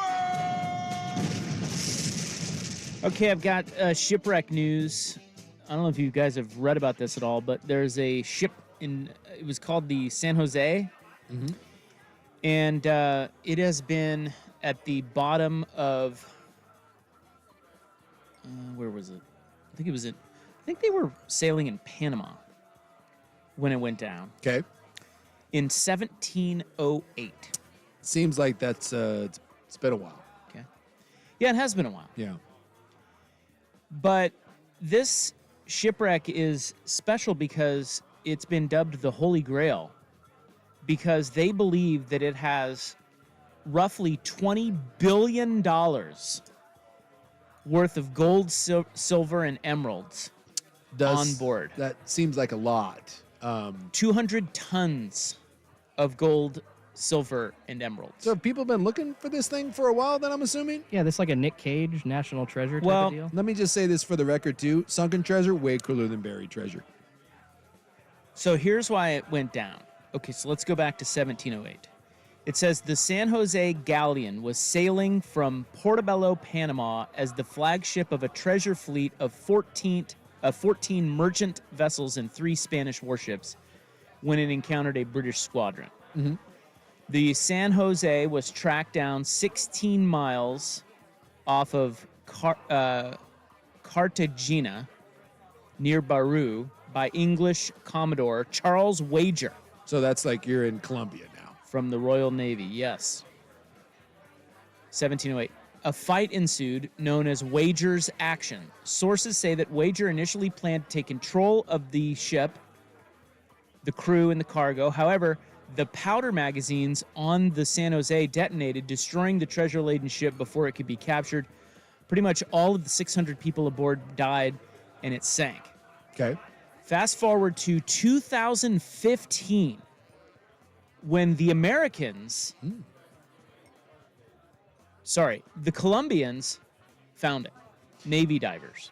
'Cause I'm not certain like how all that works, but I do know there are people that are like full-on treasure hunters that are out looking like in international waters, and like sometimes there is disputes about when you find something, who owns it, and Absolutely. Well, that's the thing is this is now shockingly being fought over. Oh, of course. Because it was found in it was about 3,000 feet down. Okay. And there's really good pictures. People have been looking for it for years. Yeah. And so now that they know where it is, there's a lot of people that have gone down there and taken some really pretty clear photos of stuff that's still intact. Like there's a lot of S down there. Well, if people have gone down there, we got some sticky fingers as well when we're down there. Well, Look, I don't know. I'm just saying, if I'm down there photographing some stuff, I'm pulling a Denzel Washington. I'm from around the way. I'm coming away with something. I just think I'm taking a pocket full of emeralds. I think they watch you pretty closely. Oh yeah, I see it right here. So there are so many different entities that are claiming that they should have a part of this. Can I make my claim too? I would like to stake my claim to $4 to $20 billion worth of treasure. Well, there's probably a website you can go join the class action. Yeah, who am I suing here? I want a piece of this. Well, the Americans, we have a research company that claims it founded in 1981. And what they're saying is that they turned the coordinates over to the Colombians, but they said, hey, when you bring that bitch up, we're getting half of it. Boy, so this really does come down to finders keepers. I feel like I found it, therefore I get my piece. Well, now the Colombians are saying, well, we're the ones that are going to pull it up. We found it. But the Americans say, no, we gave you the coordinates. And then somehow the Spaniards are involved. Well, it's probably their ship. I mean, well, it was their ship. Well, that's my thing is like, so like if I wreck my car and you find it, you don't get to keep what's in my trunk. Is there a statute of limitation on this? I know it's 1700, but if it was a Spanish government ship, shouldn't they have some sort of entitlement to it? There's also the indigenous people of Bolivia who believe it's theirs. Why because, is it theirs? Well, because they say their people were forced to mine for the gold and jewels. So they were looking for it. Oh, I see. And so they believe it's theirs. So that's not a very good case, is it? But no. But I mean, hey. I would make that claim myself. Oh yeah, man. Take a stab at this thing. But they're saying that it is a huge historic and cultural achievement if they bring this bitch up. So they're going to bring the whole ship up. They're going to bring it up. 62-gun galleon. Doesn't that like I don't know a whole lot about shipwrecks, but doesn't they just like fall apart? It's been down there for I don't know. Been down there for a while. Well, I've seen the Titanic's going to disintegrate. So, yeah, that's metal. I mean, this is wood. So no, but that still you can. It's same difference. Like it's all going to deteriorate just at a different rate. Yeah. Well, I think for $20 billion, you kind of got to give it a shot. You got to give it a whirl. I wonder how you do that. You put like some balloon type stuff underneath a big net. I don't know how that. It's like one of those big claw machines. You just go down there and grab it. It's pretty badass, though. It is. Some of the pictures are cool. Like I'm seeing it here. There's like an intact Chinese dinner set. Yeah.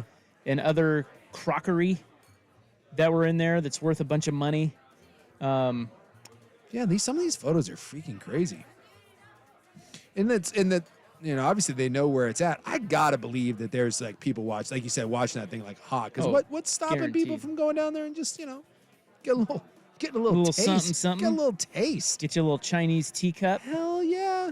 I'd be going Drop down that on the black market. Well, they said that there's like emeralds and stuff, right? Yep. That's that Goonie stuff. One-eyed Willie, just take a handful, put it in your marble bag. Do you buy the whole 20 billion thing though? I don't know. Well, this one says 4 to 20. Maybe they don't. My guess is they don't have a full appreciation of what's actually in there. Yeah.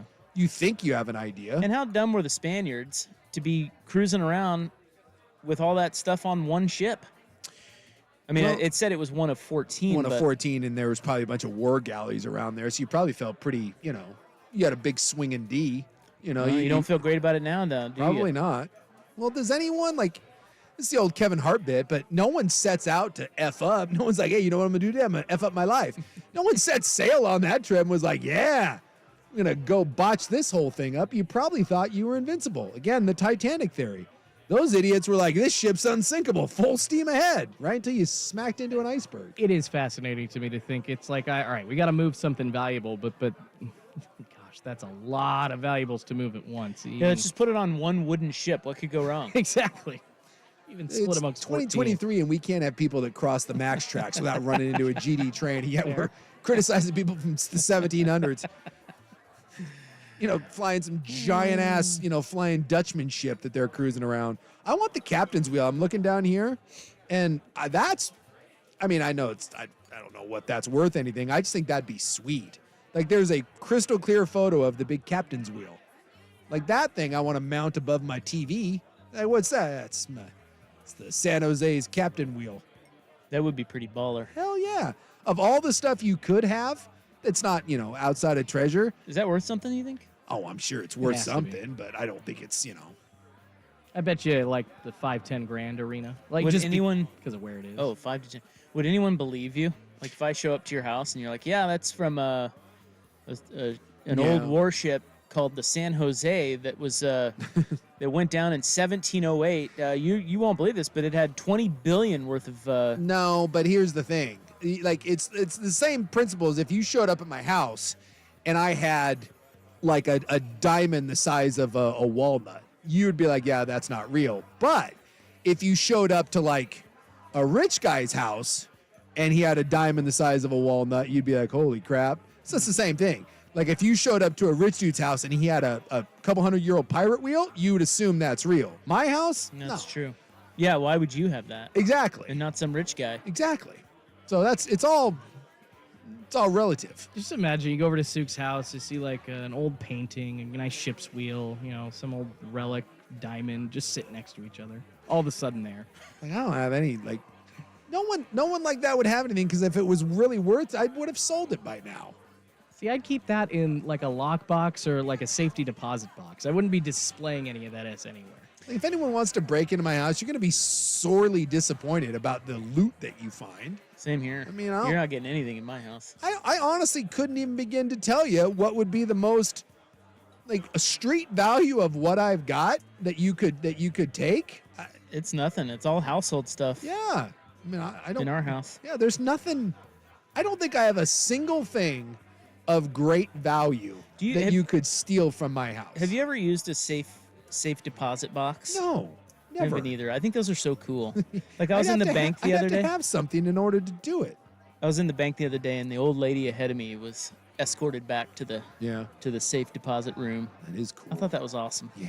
And then I overheard the teller telling her as she walked her back there with the keys, behind the locked door and everything. Yeah. She was like, well, yours is pretty high, so we're going to have to get a ladder. I'm like, oh, cool. Interesting. Like, I've always wanted, I'm jealous in those movies when there's, So I snuck back there. You open that up, and it's just, full of cash, and, there's, a passport in there. It's like, I want one of those. Yeah, gun, a passport. Basically, like a go box. I wonder what, they can't talk about it, but I just wonder what, the average bank has in value in those safe deposit boxes. Is it safety deposit box? Is that what they're called? I thought it was just a safe deposit. I don't know. I bet there's some cool S. Oh, 100%. But also some lame S. Yeah, where someone thinks it's valuable, but it's not really valuable. It might be valuable to them. Yeah, but what else? I mean, yeah, maybe some documents and stuff, but I would assume that if you're going through the trouble of renting out one of those things, you probably, I mean, Yeah, it's got to mean something, right? Yeah, they're called safe deposit boxes. Would you play safe deposit box roulette?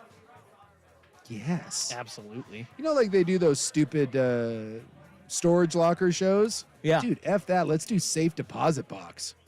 Like when you default on it, let's go. Looks like around $150 a year safe deposit box. That's it? Yeah, it? you guys Okay. could go down and stuff some valuables. Well, you're along better the way. off I just. don't have, I literally have nothing. Well, you're better off just getting a safe and putting it in your house. Yeah. Aren't you? Yeah. Or maybe not, because I mean, Well, you the bolt- bank's not getting. No, I mean, but- something's in your safe deposit box. Nobody's getting that. But if you have a gun safe, it's the same thing. No criminals. Yeah, I mean, they're not gonna. No criminal is Right. walking out of there with a 2,000-pound gun Exactly. safe. It's not like Ocean's 11 trying to break into your house. Isn't there some kind of insurance you get associated with putting it in a deposit box? I don't know. Yeah. Oh, I would imagine. But you have to buy that for your own safe at home. I'm gonna get one. Do it. No, you're not. Yeah. And do what with it? I don't know. I'll put my wedding ring in it or something. That you don't wear? Exactly. Is your wedding ring nice? No. No? No.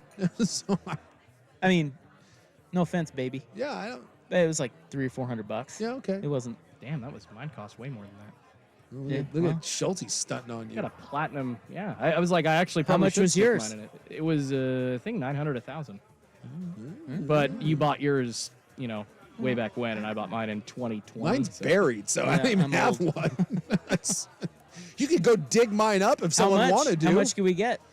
Mine's made out of wood. I lost mine, the one that I had when Yeah. I got married. I lost it surfing in Hawaii. Yeah, I remember you said that. And then we went and we found one of those places where the guy was making wood rings. So mine's made out of koa wood. So it's worth nothing. Yeah, it's a wooden ring. I don't know, but Well, I'm not going after that. that does seem a bit like odd if you want to dig down and try to go through that and find it, have at it. But yeah, No. like I don't. I'm gonna get it, and I'm gonna have to just put the ring in there, and it's gonna have a spotlight on it. I'm gonna make people think it's really fancy. expensive. Maybe I can fool someone. Yeah, I've got some NFL helmets. Those are probably worth like Those $90. won't fit in a safe deposit box. I'm just trying to think of anything in my house that's worth anything. It's kind of depressing me now that I'm like, you know what though? My gal actually has real jewelry because she got a bunch of her mom stuff. So let's rob your house. Yeah, rob her. Don't rob me. Just break into her side. I don't have anything. All right, we'll wrap it up next on the Fan. All eyes on Scoot. Long rebound grabbed by Sharp, bounces ahead the scoop. Right.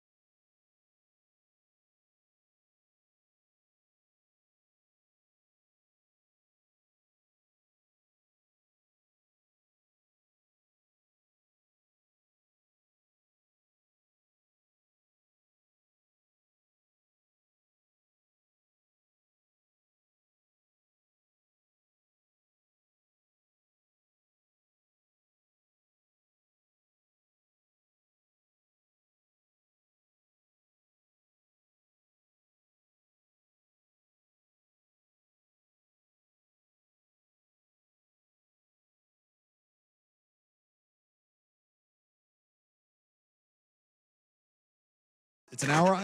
That thing's a piece of crap.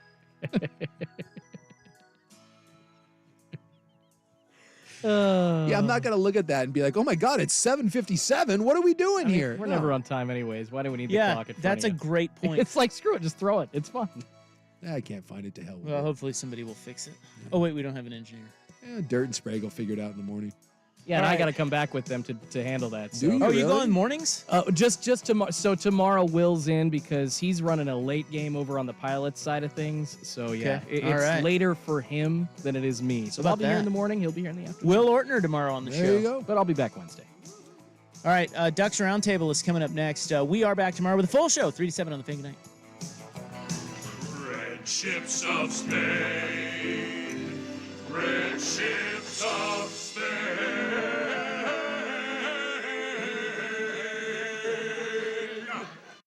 When done correctly, chicken wings can be a thing of beauty. That's why Big's Chicken takes their time to marinate their wings overnight in a Fresno pepper sauce. Slow smoke them over fruit wood before they deep fry them to crispy perfection. Then toss them with their special dry rub spice blend. Add a trio of one-of-a-kind dipping sauces, and now you've got a work of art. Try Big's Chicken and their wings on Gleason in Beaverton or order online at bigschicken.com. My dad has a cold, but also has high blood pressure. That's why I got him